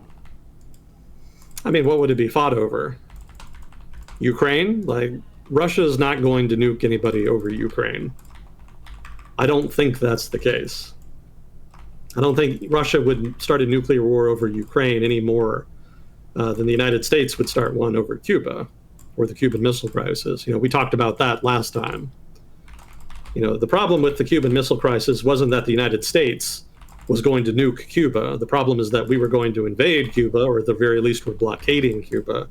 And the possibility was then that the Soviets would retaliate themselves with nuclear weapons. So, you know, the shoe is on the other foot in the case of Ukraine, if we want to use that analogy. Russia is not going to use nukes in Ukraine, just like the United States wasn't going to use them in Cuba. Rather, in the case of Ukraine, it would be the United States that would think about using nuclear weapons to potentially stop the Russian advance. And we're not doing that. And we don't have to do that. You know, if we really want to destroy the Russian army in Ukraine, we could actually just do that with conventional weapons and completely avoid the possibility of nuclear escalation. You know, so that's not an issue for us. It's possible that Russia could respond to the possibility of losing the war in Ukraine with escalating to nuclear weapons, but like we talked about last time, I find that very unlikely. You know, I don't think that would be worth it to them. So other than Ukraine, like what else? Like Taiwan? I don't think a conflict over Taiwan is even necessarily in the cards within the next 10 years. And, you know, maybe not even beyond that. And if there were, I don't think it would inevitably go nuclear either. Yeah, it just seems like there isn't enough benefit to justify that cost. Yeah. Yeah, I mean, nuclear war is devastating. So if you're going to start a nuclear war, you'd better have a very good reason to do it. Mm-hmm. The imminent destruction, invasion, and occupation of your country is probably a good reason. I can see that. In that case, nuclear weapons are a good deterrent. But once you get into things like, preemptive nuclear strikes or nuking countries that you think should be your proxy states in your sphere of influence, that's getting kind of out there. The risk-reward does not really check in those cases. Chat does point out one key use of nukes, which is if you were needing to nuke Godzilla to help you against a space monster. That could be a valid use of a nuke. I guess I could see that. I guess I would concede that point. But alas, G-force doesn't exist. So, kind of a moot point, in my opinion. But yeah, beyond that, like, the cost benefit is not there. It's not very advantageous to do. And I don't really take seriously the Russian assertion, certainly the Russian government's assertion, that Ukraine is key to their security. Because that implies that the West is a threat to their security, and they know that's not true. Like, the West was not threatening Russia from 1991 onwards. The idea that it was is like purely hypothetical. Like, what if they might threaten us in future? Well, hypothetically, that's possible, but it's definitely not happening now. So that seems like a very fake argument to me. What if they were threatened by us not threatening them enough and they got mad? That's almost stupid enough to be true. There could be some nationalists who have enough hurt pride from that very fact that they might actually think like that. But no, I would not take that too seriously. No, I think maybe you can make the argument that Ukraine is historically within Russia's sphere of influence because it's been historically for the past couple hundred years a part of Russia or the Russian Empire. I don't agree with that, and I think that's a really stupid reason to invade a country, but that makes a lot more sense than saying that, Ukraine is going to be the staging ground for some kind of NATO invasion of Russia that they have to hedge against. So, the whole idea that they're having to hedge security against the West doesn't really make a lot of sense to me. I don't think that's really a credible argument. It's not entirely unreasonable. The West has done some dumb shit over the past couple decades, but none of it was aimed at Russia. And Russia has thousands of nuclear weapons, so even if we did want to start shit, it would be very stupid, and Russia would be more than capable of defending itself. So, they don't really need a buffer state in that case. Buffer states have some utility, I won't deny that. But they could have, again, the status quo, as we've talked about before the war in Ukraine, even going back to before 2014, is that Ukraine was already filling that role. Like, if all they wanted was a buffer state, all they had to do was nothing. Like, the fact that Ukraine was heading towards European Union membership did not challenge that status as a buffer state. Nominally they were pushing to NATO, but they were not going to get in. That was made apparent to the Russian government on several occasions, both formally and informally. And why is that even again? Huh? And why is that again? Is it the corruption norms in Ukraine would have to change a bunch? Yeah, basically that's it. They would have to do a lot of reforms regarding governance and whatnot. That would have been very difficult, and even if they'd been implemented, it would have taken a long time for results to happen. And regardless, European Union membership, again, not threatening. I guess you're asking more specifically about NATO membership. Same deal, democratization, free market reforms, etc. But more to the point, there was a lot of opposition within NATO to expanding to Ukraine. Especially from governments like the French government, which thought NATO was too big already, as well as countries that were concerned about agitating Russia, like Germany. And also there was opposition within Ukraine. Before the Donbass War in 2014, NATO membership was immensely controversial. If they had not done Crimea, if they had not intervened in 2014, NATO membership would still be very controversial, which means that almost certainly the people who wanted Ukraine to join NATO within Ukraine would not have had enough votes to make it happen within Ukraine's legislature. And it's not as though Russia wasn't interfering in Ukrainian politics up till that point anyway. So the anti-NATO faction within Ukraine was not only powerful just innately, because a lot of people, especially in eastern Ukraine, were skeptical, but they had disproportionate influence because of all of the financial assistance and misinformation that was coming from Russia. So, they could have easily maintained that status quo and maintained Ukraine as a buffer state. So the war is not about that, right? That argument doesn't make sense. They could have had everything they wanted without this war, without even intervening in 2014. So what's it about? Well, that's a whole other conversation. More to the point, I'm just illustrating here that this argument from the Russian government that they found the West threatening, and that's why they needed to intervene, that doesn't add up. There's too many contradictions there. So to me, that's misdirection on their part. They're doing something else. I suspect it's kind of a legacy thing from the Putin administration more than anything. But that's a whole conversation unto itself. We've had it before. I mean, we can have it again if somebody wants to. But again, my point is just that I don't buy that argument, that the West was threatening. And so in turn, based on that assumption, I don't think Russia would be willing to escalate to a nuclear war over Ukraine.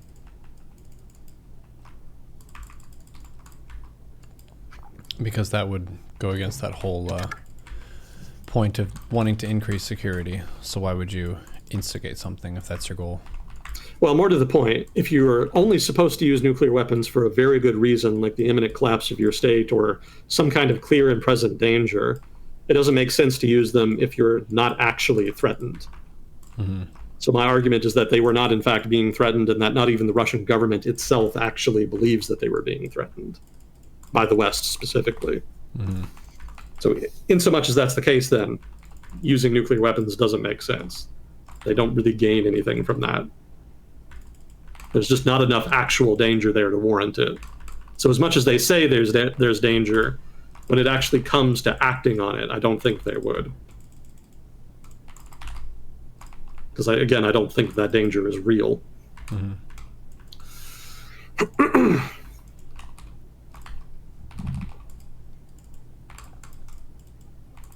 I'll throw out the usual disclaimer late today. I'm not an expert in everything I talk about. More painfully obvious sometimes than others. So if I ever say anything wrong, stupid, or biased, let me know.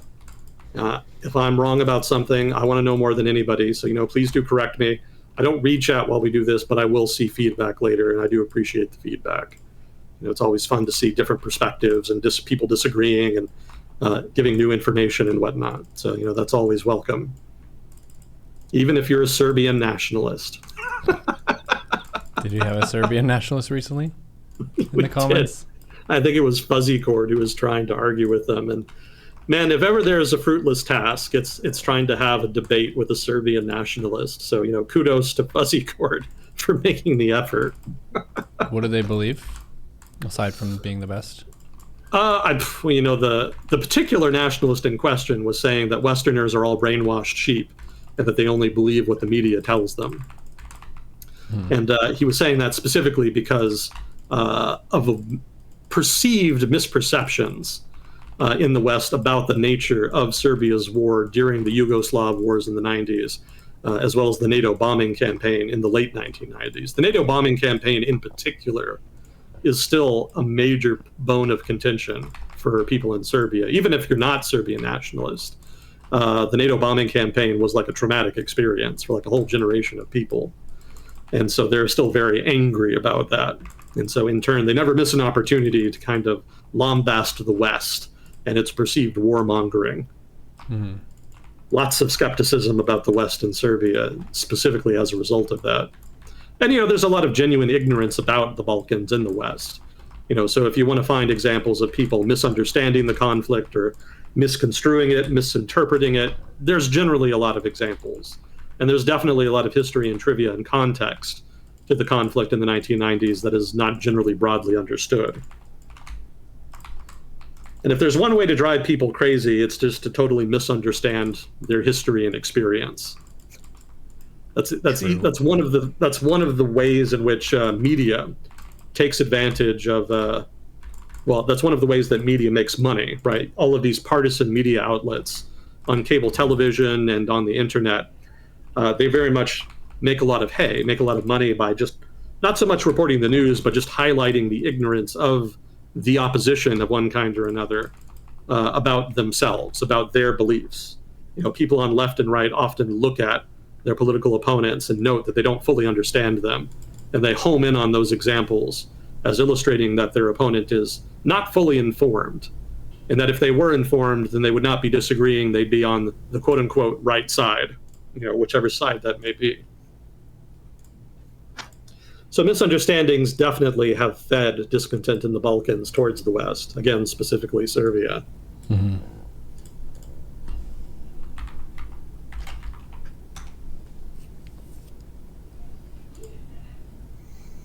If there are any other nationalists in chat or the YouTube comments, feel free to let us know which country is the best and why. Everyone gets given a different perspective on the planet. You have a different bias based on the information you've received. Full disclosure, the two individuals in this Discord call are from the United States of America, so you know stuff that we don't know if you're from a country that we've never been to, obviously. So if we mess anything up, just tell us. We're not trying to tell you how to think.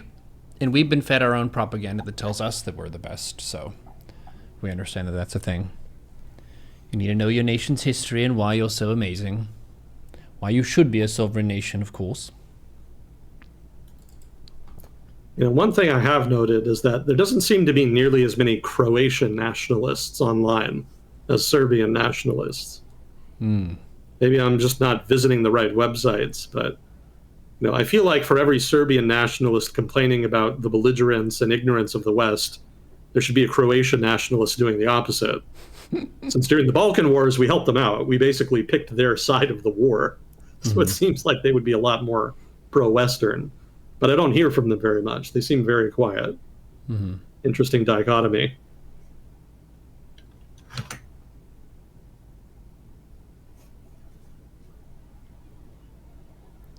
Mirko Krokop's left leg might disagree.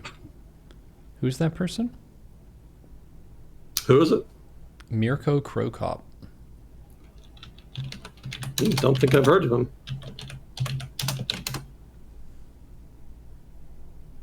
Oh, it's a UFC fighter.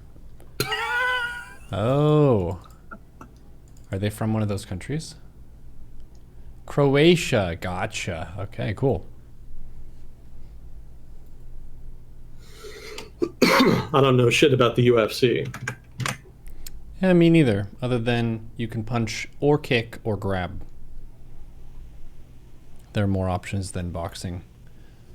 Kickboxing, you can punch and you can kick, but you're not supposed to grab, really. That usually pauses combat, I think. And then UFC, you can pretty much do anything. There are still some rules. Like, I don't think you're supposed to do eye gouging and, just punch them in the balls and stuff. Like, that's considered uncool. But yeah, definitely much more open-ended than boxing, which is very strict, and you can only use your hands.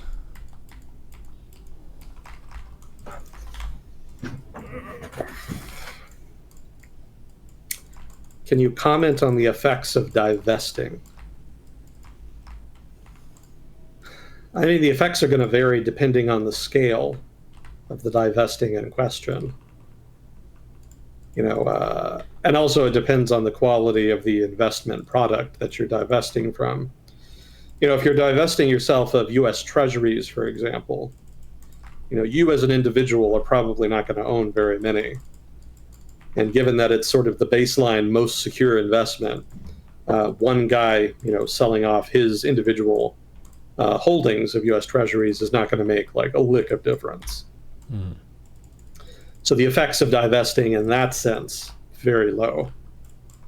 But in contrast, if you hold a lot of a given product and there's not very much of it out there, that could have a big effect, depending on what it might be. I'm going to guess this person is asking more specifically about universities divesting from cooperation with Israel. Yeah, they're asking I'm about the not. protests. Yeah, okay. That makes more sense.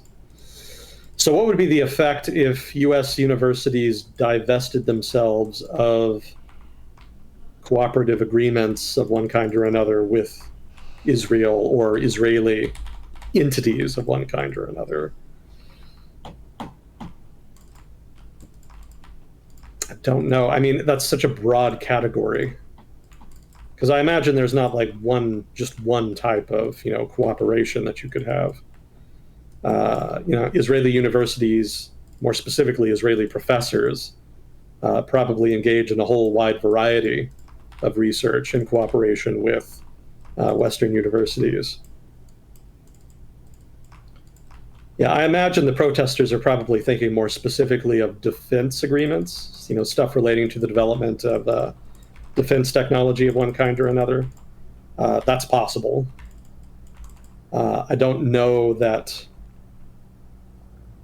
I mean, it almost depends on individual professors, right? Because it's not necessarily the universities themselves that set up these kinds of cooperative agreements, right? They can clear them, but generally, professors act on their own initiative to try to start up new research projects on new technology, uh, or to perhaps try to get a grant from a government that's designed to fund the development of new technology, something like that.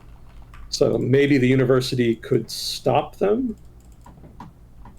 I guess it's also possible they're talking about university endowments. So they want the university endowment to be divested of all Israeli investments of one kind or another. That's a lot more doable since the university has much more direct control over that. But that's also not going to stop anything. Universities are, I mean, if you aggregated all university endowments together, it's probably a decent chunk of money. But if they all divested themselves of Israeli investments, it probably would not have a big effect on Israeli companies. Because, for one, there's not very many Israeli investment opportunities. So I don't imagine Israeli investments of one kind or another are going to comprise a very large percentage of the total aggregate university endowments of the United States. Uh, so we're not talking about a huge amount of money. More to the point, investments in Israel tend to be pretty good because the Israeli economy is pretty good. They have rule of law. It's a pretty safe investment location.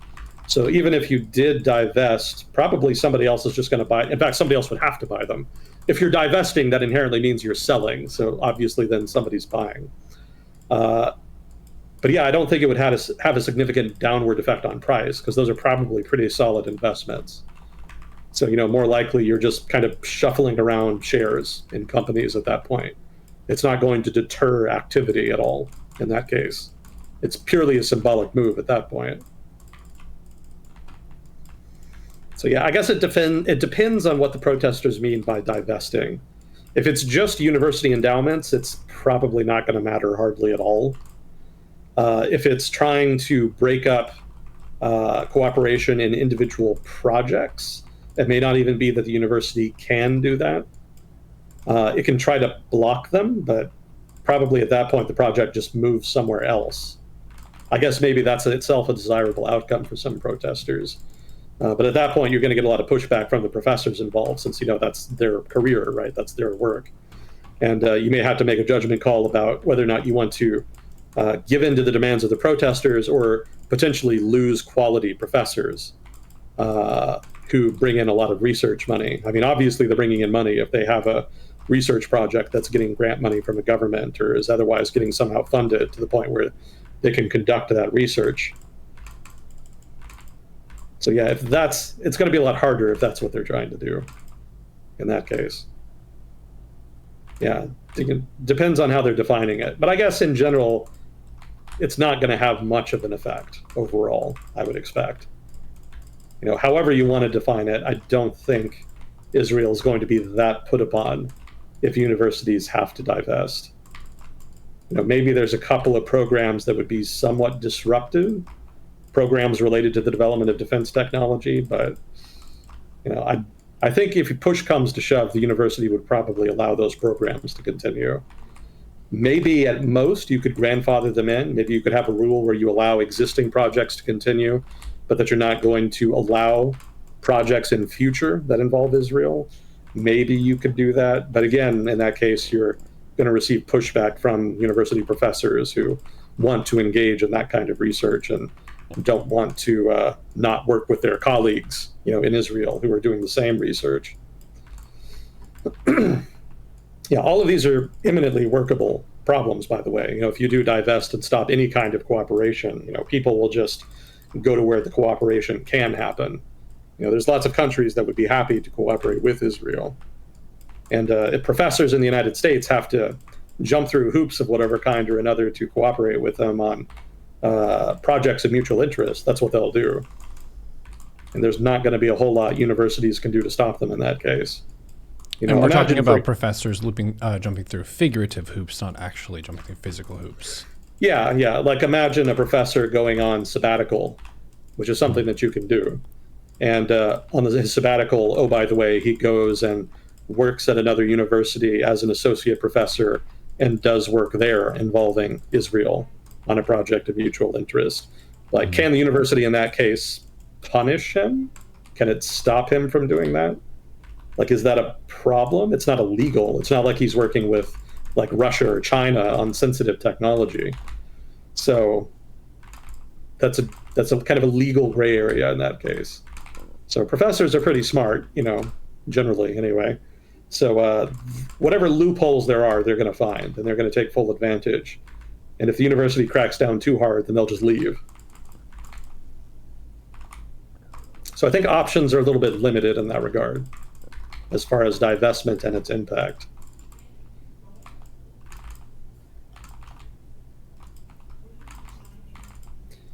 What are your thoughts on the Roman Empire, specifically Nero? I don't know enough about the violin to really comment on Nero. I don't recall that he's remembered very well. I think he's considered one of the poorer emperors. But as for the Roman Empire in general, it's pretty cool. Very interesting military history. Pretty decent institutions for the era before it collapsed into empire. Lots of people like to make the analogy that the United States is collapsing and failing like the Roman Empire. That's not true. It's failing and collapsing more like the Roman Republic. We haven't gotten to the empire stage yet. If you think the United States is an empire now, wait a couple hundred years. We finally enter the empire stage of our history. Then you'll get an empire. But for now, it's still a republic. We're still in that earlier phase. We'll see how long it lasts. But yeah, the Roman Republic was a very interesting experiment in self-government. It's unfortunate it couldn't last, but, republics are pretty fragile institutions in the best of circumstances. Certainly a couple thousand years ago, and without the benefit of hindsight, it would have been pretty hard to design more robust institutions. So perhaps no surprise that it ended in spectacular failure. Why didn't it stay as an empire? As a republic, and it became an empire? And there's a couple reasons. Part of the problem is that it expanded so much that the economy couldn't really cope. Like, the economy basically depended on expansion, and eventually it reached a point of diminishing returns where it couldn't really expand anymore. And beyond that point, the economy started to struggle.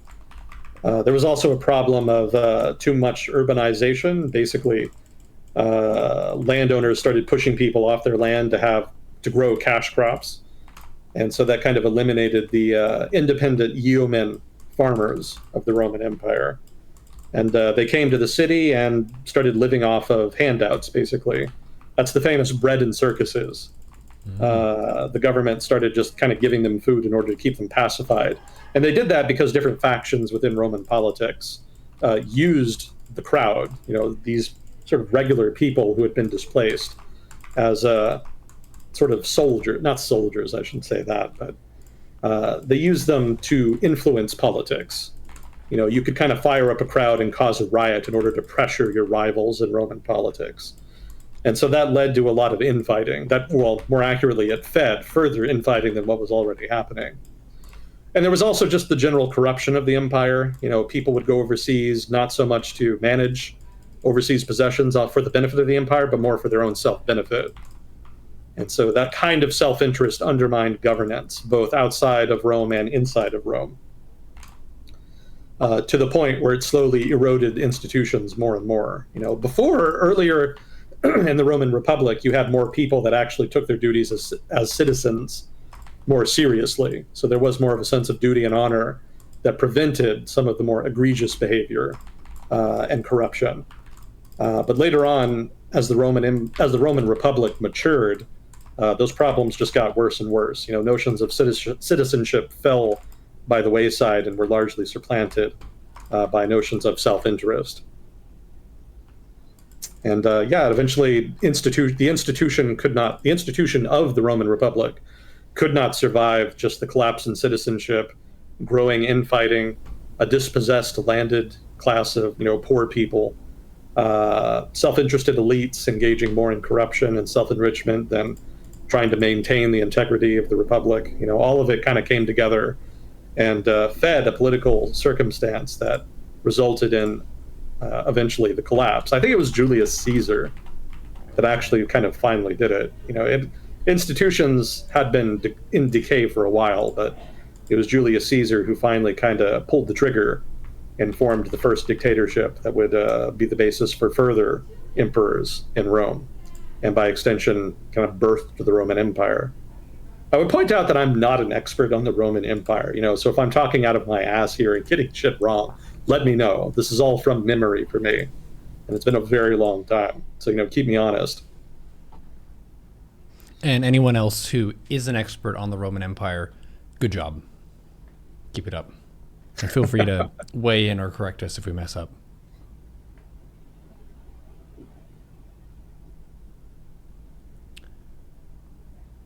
Yeah, chat's saying that the Romans also depended on slavery, and without war, a massive slump in new slaves to feed their engine didn't help. Yeah, makes sense. I'm trying to remember if there was somebody before Caesar, but nothing is coming to mind. I would point out that Caesar himself very much took advantage of that institutional decay by using populism. One of the things that started happening and that would come to be a defining feature of the Roman Empire would be that, very politicians and even generals would try to bolster their popularity amongst the people as much as possible and try to use that to challenge the status quo and grab power for themselves. So that's what Caesar did. Caesar became famous in Rome as the conqueror of the Gauls, basically France, modern day France. And when he decided to cross the Rubicon and basically invade Rome and declare himself emperor, he did so with popular support amongst the broader part of the population in Rome. And the pressure, the implied threat of, mass mob violence was enough to cow the elites in Rome to give way and basically recognize Caesar as emperor. I would point out that regular people could not actually vote in Rome. So the political influence of the poor common citizenry of Rome was more one of that kind of mob pressure. It was not one of actual voting. Again, only the patricians could vote. Sort of the elite senators were allowed to do that.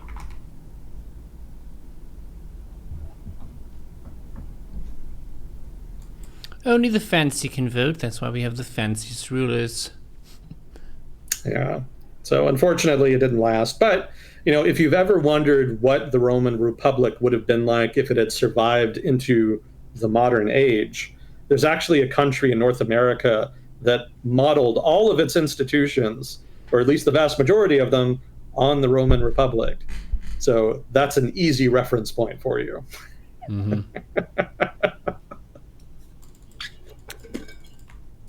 Yep, makes sense. We even have a lot of architectural influence. We did stuff in a Roman style to reference that.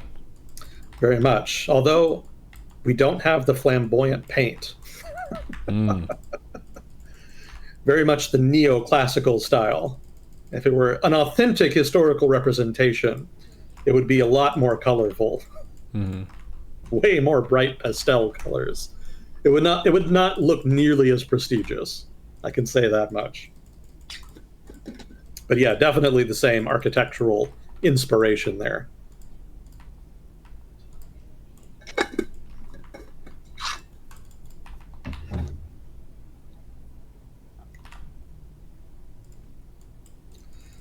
Well, let's see. Germany and New Zealand signed a deal on Antarctica cooperation the other day.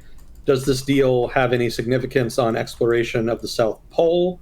Also, generally, is there any signs that the poles are hiding significant resources under the ice, and what countries are the major players in getting their hands on them? I don't know anything about the deal, so I can't comment on that. Are there any signs of natural resource? I mean, it's assumed that there are natural resources there. I don't know how much exploration there's been. I think there's been some exploration for natural resources, and I think they did find notably large deposits, but I don't remember deposits. I don't remember what they were deposits of. But I think it's just implicitly assumed, almost certainly correctly, that there are, large deposits of something under Antarctica of various kinds. So there's definitely resources there, but states are not really competing for them, at least not right now. I mean, for one, it's very difficult to do anything in Antarctica just because of all the ice, the snow, the cold, etc. Machinery, even modern machinery, has to be specially designed in order to operate reliably in weather as cold as in Antarctica, as well as just in conditions as extreme as in that region. So that makes any kind of extraction of resources in Antarctica very expensive, to the point where it is pretty much cost prohibitive right now. Prices of commodities would either have to go way up, or technology would have to significantly improve to really make that substantively economically viable. But even if it were economically viable, I don't know that countries would be all that interested,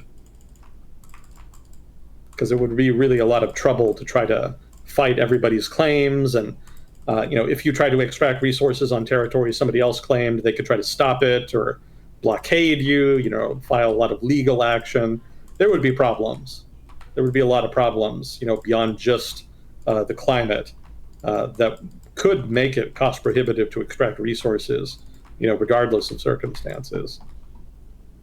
So there's a lot of issues there that I think are preventing kind of any kind of rush, for Antarctica. That's not really happening right now. If you're curious what countries would do that, if given the opportunity, if it somehow did become worthwhile to do that, you can actually just look up a map of the different parts of Antarctica that are claimed by different countries.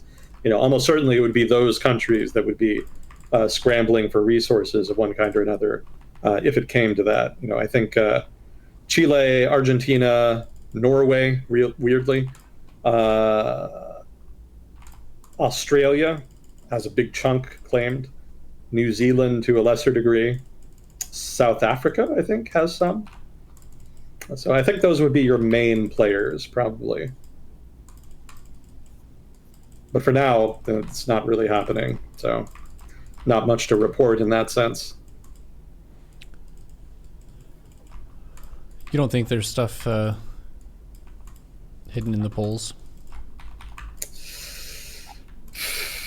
I mean, other than aliens and predators, probably not.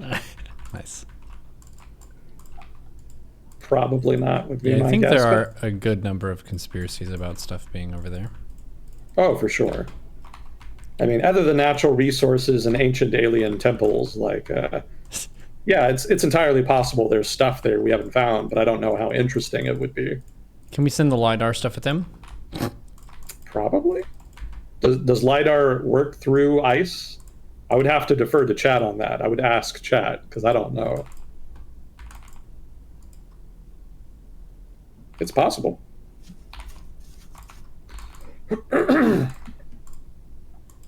that's all we had for questions. Are we doing okay on time? Yeah, I got another 10, 15 minutes. Okay.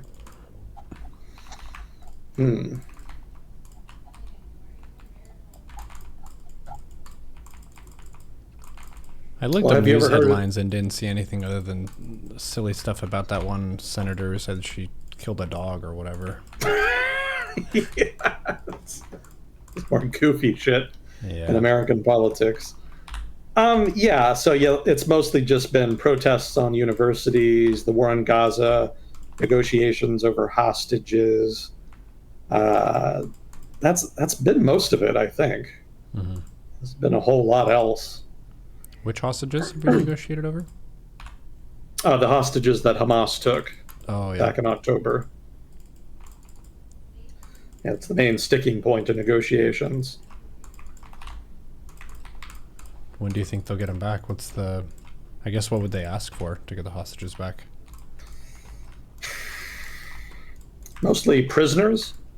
There's a lot of Palestinians who are in jail, either for terrorism or for alleged quote unquote terrorism. So generally, when these hostage negotiations happen, the Palestinians ask for those prisoners, or at least a certain number of those prisoners, to be released. Generally, the ratio is pretty favorable. They generally get back way more prisoners than they have to give up in Israeli hostages. So that's most likely where the negotiations are kind of hung up right now. Gotcha. That must be hella scary if you're one of the people who's just at a random concert and then you end up being a hostage. Yeah, yeah, that's a pretty bad day for you. You can't even get reimbursed on your time either, effectively. Like, you're going to be dealing with a lot of trauma and shitty situations over an extended period of time. Yeah, yeah, and a lot of the hostages are dead. One of the things that came up in negotiations was that Israel was asking for a certain number of hostages to be released as part of the agreement.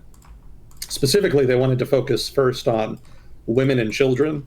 I get women, children, and the elderly, I think, specifically, that were being held.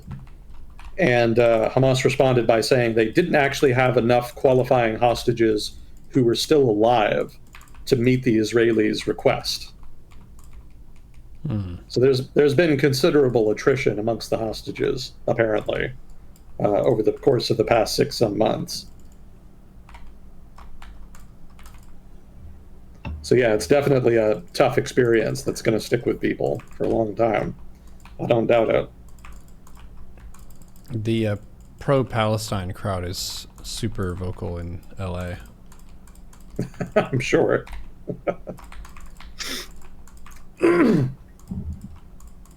Any protests recently, other than the one at UCLA?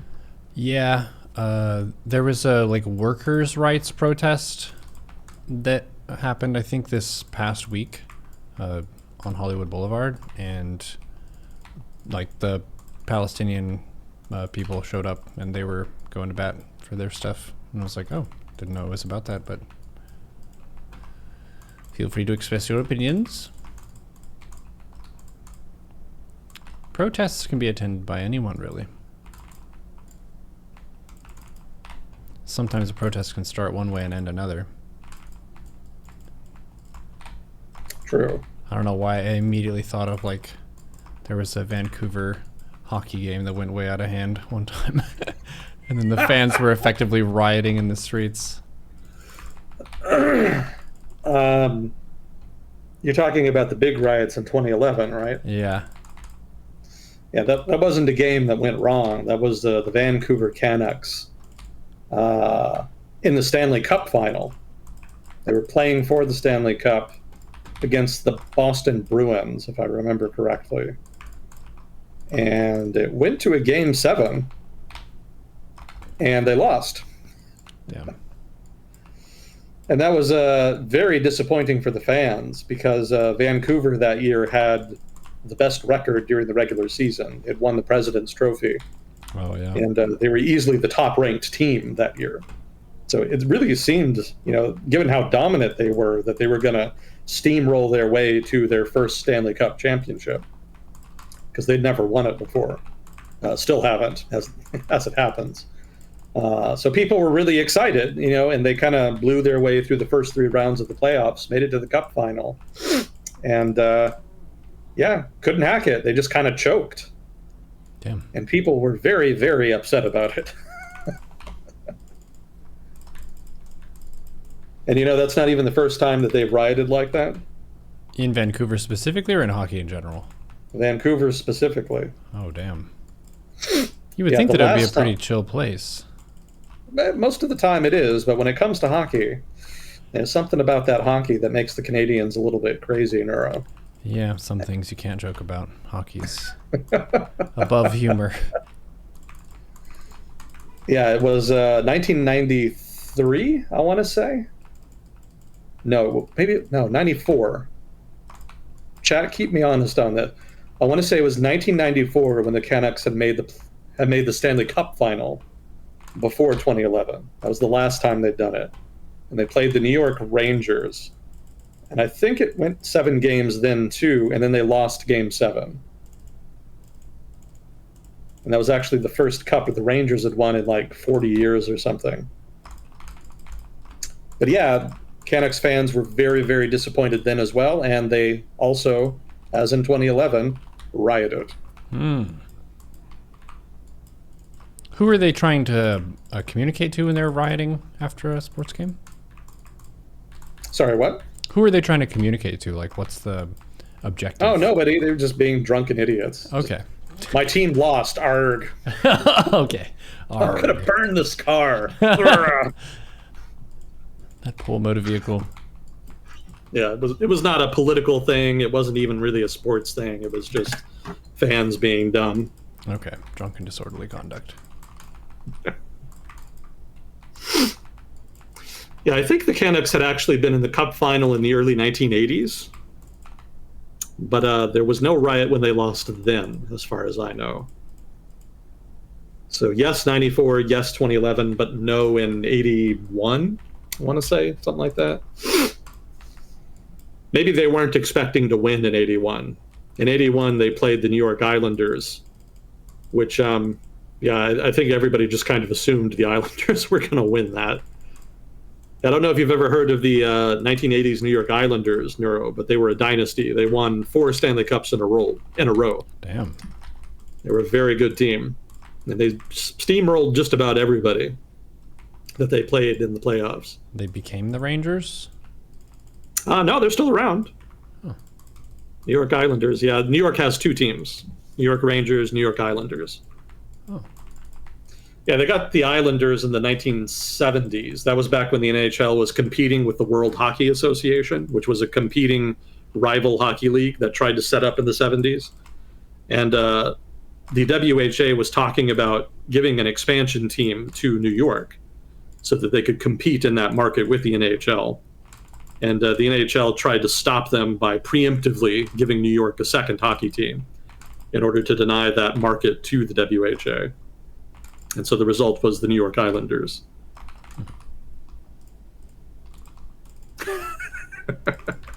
Yeah, I imagine Moss Neotech has something to say about that. I recall him being a big fan. 1972.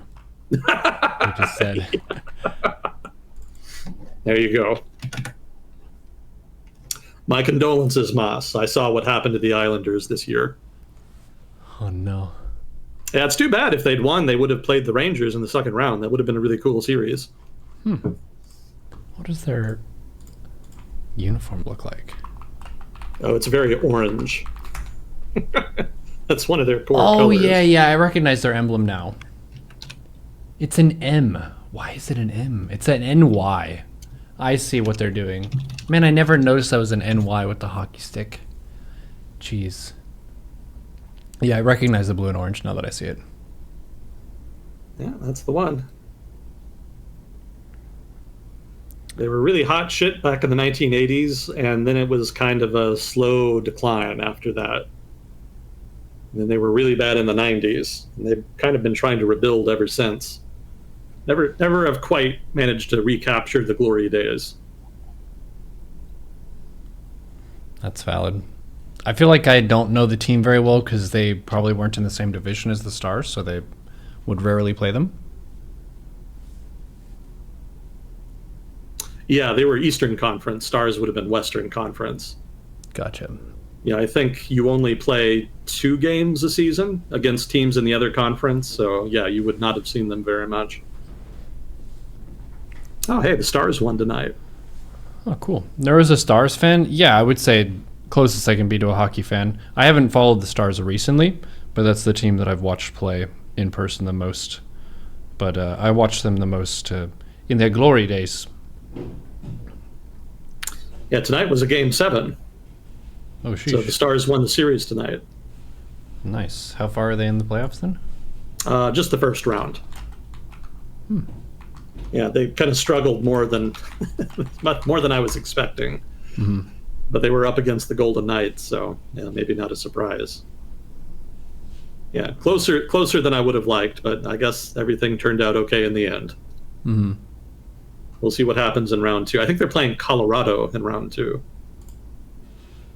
Yeah, the Avs are good again, Neuro. Damn.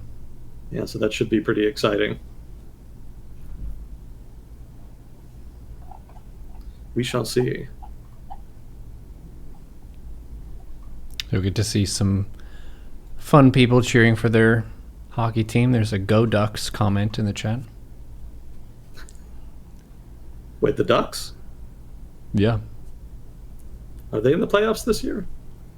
I don't know. Don't think so. You can cheer for a team even if they don't make the playoffs. Oh, I see. Okay, I misunderstood. Yeah, I think they're just throwing out general hockey support.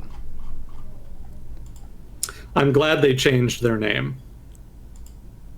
Mighty Ducks of Anaheim didn't do anything for me. It's none of my business. I'm not a fan. It doesn't matter what I think. What are they called now? They just got rid of the Mighty, so now they're just the Anaheim Ducks. Oh, okay. So just regular ducks, not particularly strong ducks. Yeah. Yeah, they lost some muscle mass. Yeah, they also changed the color scheme. Yeah, they used to be, what was it? Green and blue, I think. Mm-hmm. Way back when they were the Mighty Ducks, and then they changed to orange and black. Ugh. Yeah, it's... I like the green, because I've seen the movie. So I see the old jersey and I'm like, yeah, I recognize that. I see the new one. It's like, is this Philadelphia? Yeah, the orange is... orange is kind of always an awkward color. It's kind of hard to make it work. Yeah, but the team was owned by Disney. That's where the name originally came from, and of course they named it after their movie, which that's a weird move, but it's their money. They can do what they want. If you want a surreal experience, Neuro, you can go onto YouTube and you can actually watch the opening ceremony of the Mighty Ducks of Anaheim's first game in the NHL, specifically their first home game, because they had a whole hour-long thing. I don't even know how to describe it. It was just like a thing that they did. And it had all of this Disney intellectual property. It had figure skaters. It was wild. Almost like a Olympic opening ceremony, kind of? Weirder. Huh. Because it was meant to be entertaining. Like, they had rock music, they had all kinds of weird shit. And it's on YouTube. It's very strange. I'm sure it was a lot of fun being there. But, looking back on it, definitely kind of an acid trip.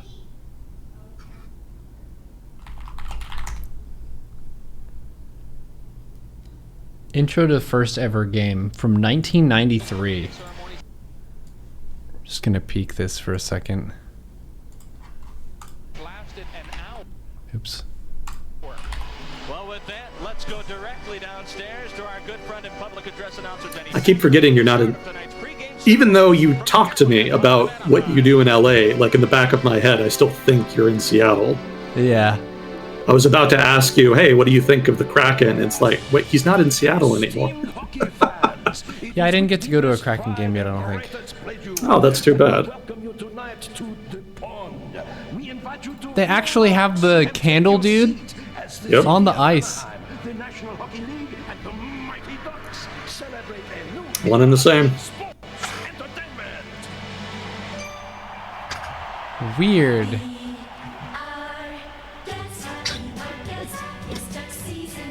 And it's going to go on for a while, Neuro, I'm telling you. What the hell? They've got maids dancing. Hey, whatever works, you know. Yeah. It just seems very different from the normal, like, Dallas Stars hockey game. They play like a rock song that some local band did for the Dallas Stars that ended up sticking. So it's very kind of a rock and roll heavy metal start when they're coming out on the ice. Not like gigantic candle dude from Beauty and the Beast and a bunch of maids on ice.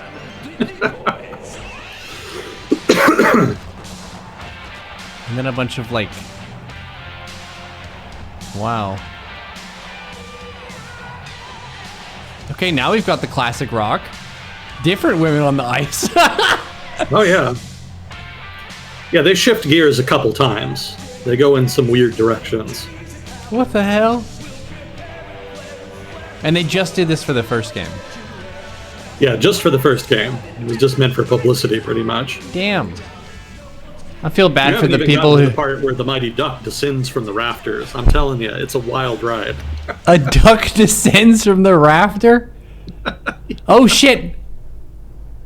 Oh, no, the Zamboni has a mighty duck on it. And they've got underlights to it. Like this is a Daft Punk video. That's crazy. It made it look like a spaceship. The mighty Iceman cometh. The mighty Iceman cometh.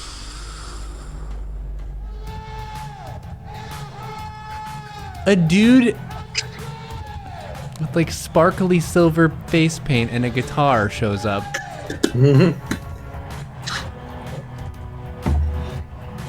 Who is this man? I have no idea. I'd have to look it up. I think he's an actual musician. Well, if he wasn't before, he is now. This is bold.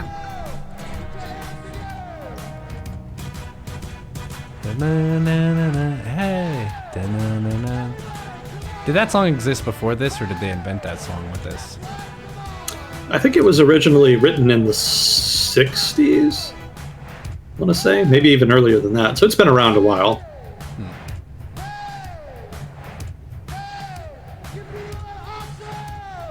Wow. Oh, the duck! I think- The duck is about to descend.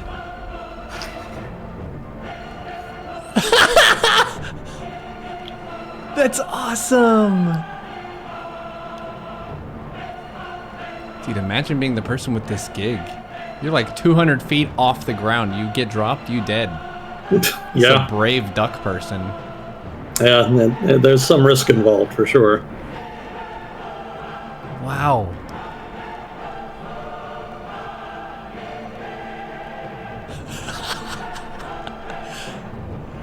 It's a very serious classical music choice here that we picked. Yeah. Super dramatic. Certainly this is going to strike fear into the hearts of all enemies who face off against the Mighty Ducks.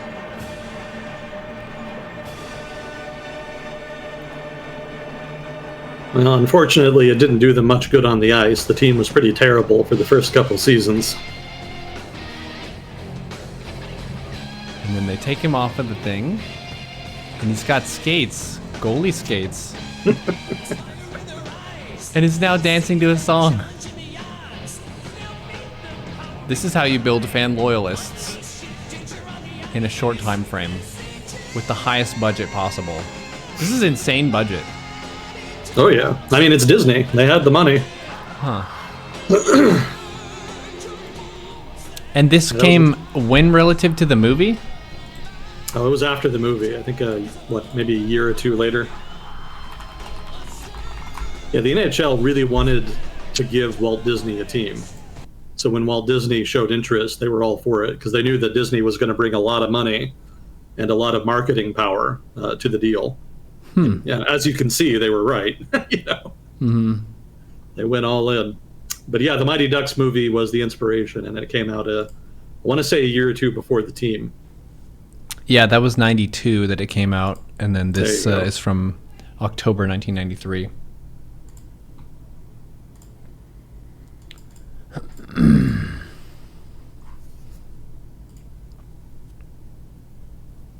Yeah, the 90s were very entertaining when they weren't being insipid.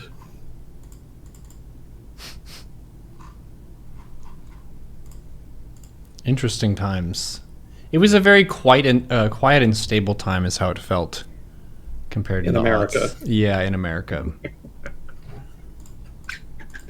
Yeah, transition periods frequently feel weird in that regard. Mm-hmm. In the case of the 90s, it was kind of in a good way, sort of a passive way. Mm-hmm.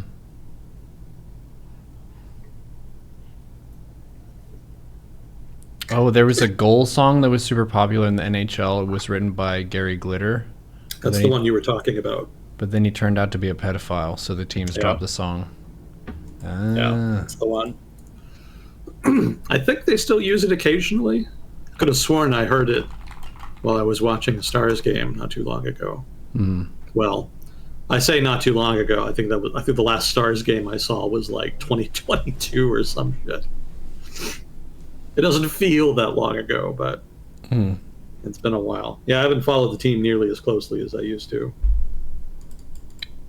I used to know everybody by name, by heart.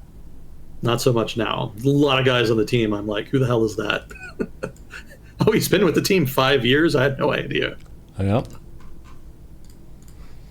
Yeah, it's hard to keep up with sports and be really up to date with it. Whenever I go to the gym, it's interesting to see on the TV screens they have a lot of the sports channels, and they'll have the NBA draft and the NFL draft, and keeping track of the new players is a lot of work if you really want to be on top of which teams you think are going to win, know how your team is going to do, all that kind of stuff. It varies a lot based on what the different teams are doing in terms of picking up new players. Like, how much do you want to invest in the best of the next generation versus do you want to focus on the contracts of your existing players and keep them happy?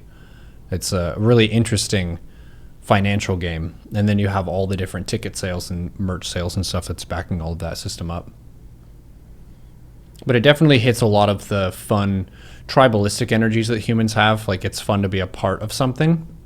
Mm-hmm. And these sports teams, they're artificially created, right? Where these aren't long-standing entities. These are someone bought a team and was able to afford players, so they show up and they can potentially win and earn revenue and ticket sales and stuff. But yeah, knowing when it's a good investment or when you need to give up on a team and stuff is a really interesting game. I saw that, who's the guy who plays, oh yeah, Ryan Reynolds. He's really big into investing in sports teams now. Huh. Wonder why. I don't know. I guess it's just fun. Yeah. It's exciting to invest in that and then see your team win.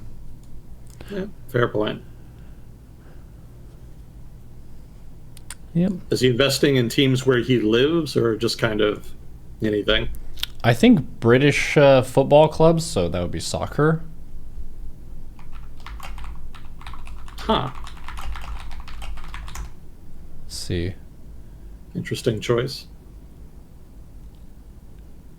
They also got a stake in a Mexican soccer club. He was named People's Sexiest Man Alive in 2010. Nice.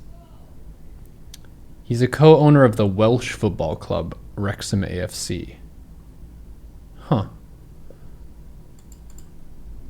Interesting. Yeah, sports culture is interesting. There's esports culture, which is also interesting. I've been able to talk with some Dota pro gamers, and it's interesting to see the difference in long-standing sports culture in respecting coaches, respecting practice, respecting your fellow players, and so on. And I haven't really been in professional sports as much as I've been in esports, so I can't exactly compare like the toxicity of a Dota lobby compared with a football locker room. There's probably a fair bit of bullying and shit talking like on the way up to the professional level of sports, just because everyone is your competition. If you're thinking about it purely from a selfish, I'm a athlete perspective, even the players on your team, they could be signed to a different team later on. So you're competing against that pool, which is why I think there's a lot of that hazing and bullying energy that comes with competition, where if you can get someone to quit the game, that ends up meaning that you rank up then by removing them from the player pool. It's a kind of dirty move because you're then lowering the population of the sport as a whole, it would be more noble to just practice harder than them and try to outplay them. But Yeah. like in Dota, I would guess that in sports as well, there's plenty of that kind of behavior that happens. Yeah, pretty cool. But we'll probably have plenty of drama to talk about throughout this year with election season coming up. The U.S. is going to be able to entertain itself with various old people mouthing off and running for office. Yeah, that's coming up later in the year. There's European Union elections in France, or is it Europe? I guess it would be France has elections coming up. Let's put it like that. So, there's going to be that. There's going to be an offensive over the summer in Ukraine, probably by the Russians. So people have been keeping an eye out for that. Yeah, there's definitely stuff on the calendar. What do you think the opening ceremony is going to be like for Salt Lake City's hockey team? Ooh. Would it be openly Mormon or not? That's a question. I don't know enough about the sports scene there to know how hard into that they would lean. Have you been to Salt Lake City? I've not.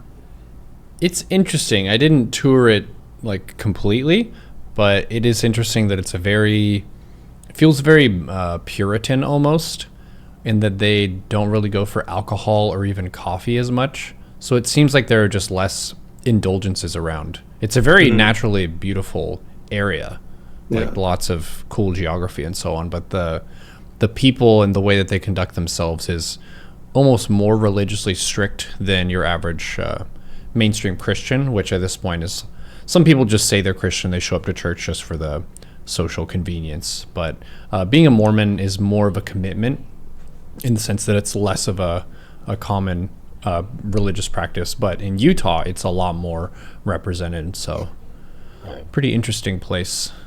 Drove through there a couple times between Texas and Canada and so on.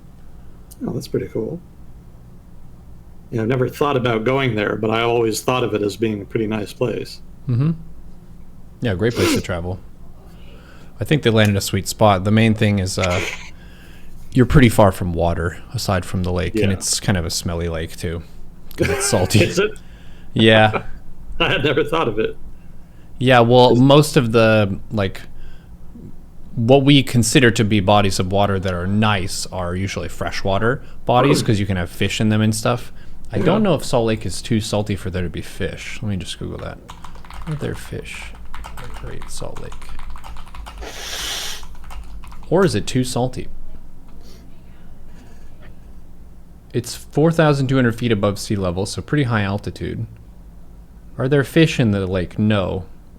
Brine shrimp and brine flies are the only things that are there, and they live off algae. Yeah, so not really the best conditions for like swimming and enjoying nice water.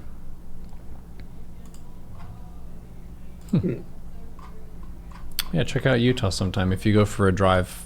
When I was driving through the states on the west side of the U.S., Utah was definitely a standout. New Mexico is surprisingly pretty in a very rugged sense. It just has lots of colorful rocks and stuff as you're passing through. Texas is like, it feels endless. If you're in the west side of Texas and you're past all the green stuff, it's just like emptiness for such a long amount of time.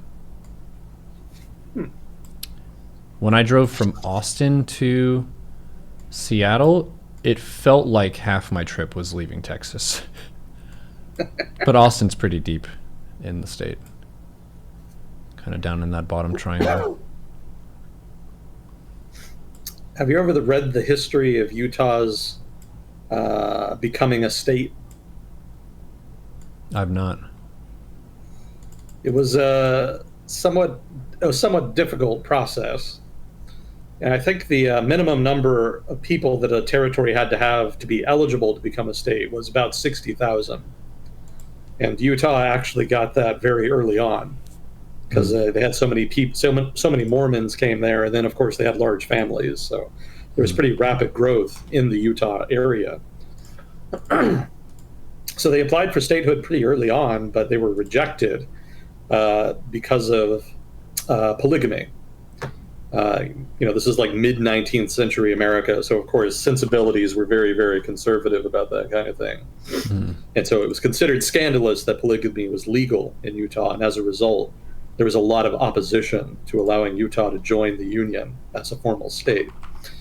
So the outcome was that Utah's statehood was delayed by like 20 to 30 years, something like that, just because of that issue. If not for that, it would have become a state way earlier. Maybe as early as like the 1870s or so, instead of 1895 or whatever it was. That is interesting.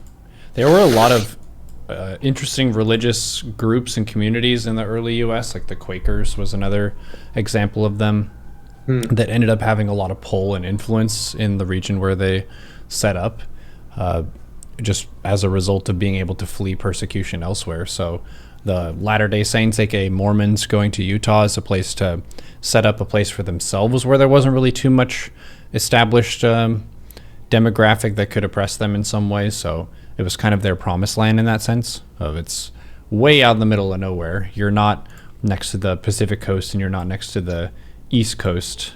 You've got, I guess, some rivers probably. Not too many. I think they all drain into the Great Basin, so they don't even make it out to the ocean. Huh. Yeah, it's a pretty arid region out there in the West. Mm-hmm. That's why we kept nuking it. Had to test our nuclear weapons somewhere. Might as well be in the middle of the desert. Where did we do that? Nevada? Yeah, Nevada. Huh. Do we make any Godzillas or no? Maybe some very diseased lizards, but beyond that, no Godzillas. Okay. Well, our apologies and condolences to the lizards who were affected. Have you ever heard of Deseret? Deseret, no. So before the Mormons became a state, before they were even an American territory, they were planning on building their own country. And the country was going to be called Deseret. So that would have been the independent Mormon state that they created out west, if not for the fact that they had been absorbed into the United States. Huh. And the symbol of Deseret was a beehive. And so you still sometimes see a lot of beehive symbols used in Utah for that reason. Okay, I looked at the wiki of this. We've got a flag. It's kind of like the U.S. flag, but it's blue and white. Promoted by the leaders of the LDS Church, which we knew. 1850-ish is when they were working on this. And that would have included basically all of Nevada, the eastern part of Southern California, the northern part of Arizona, a little corner of New Mexico, and then like all of Utah, a bit of Colorado, and then just a touch of, was this Wyoming? Yeah. Huh. Yeah, it's actually on the state flag. That is to say, they have a beehive in the state flag. On the Utah state flag? Yeah. Oh. So that's why. Oh, yeah, it's on their state shield, so it's on all their road signs as well. Yeah, they kind of slipped it in there under the radar, didn't they? Mm-hmm. Yeah, when Mormons first started settling Utah, it was actually still a part of Mexico. Mm-hmm. So when they traveled out west, they weren't just traveling out in the middle of nowhere. They actually left the United States. They were probably a bit disappointed when they ended up in the United States anyway. Mm-hmm. No matter how far they go, they still end up back in the U.S. So it goes. Chat's saying it's a seemingly arbitrary border. Well, it's based on mountain ranges, not the state lines. The state lines are actually more arbitrary, if you think about it, of like this completely vertical line here. A lot of the lines of the western states of the U.S. are more boxy than the geography would suggest. Geography is a lot more squiggly, but it says here on the page that it's from the Sierra Nevada, which is a mountain range right here, and the Rockies. So it's basically the clump of stuff between those mountain ranges.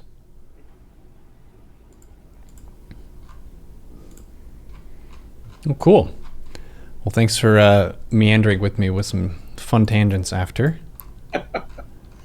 No, thank you for indulging me. Hell yeah. Chat, we appreciate your contribution as always. Only a couple timeouts so far this evening, so relatively tame. But we can always hope for some fights in the YouTube comments too. So chat, thank you for being here. Thanks for weighing in. Please correct us if we messed anything up. And we will see you all in the next episode of World Discussion with Agent Smith. Yeah, thanks again. Always a privilege. Talk to you next time. GG.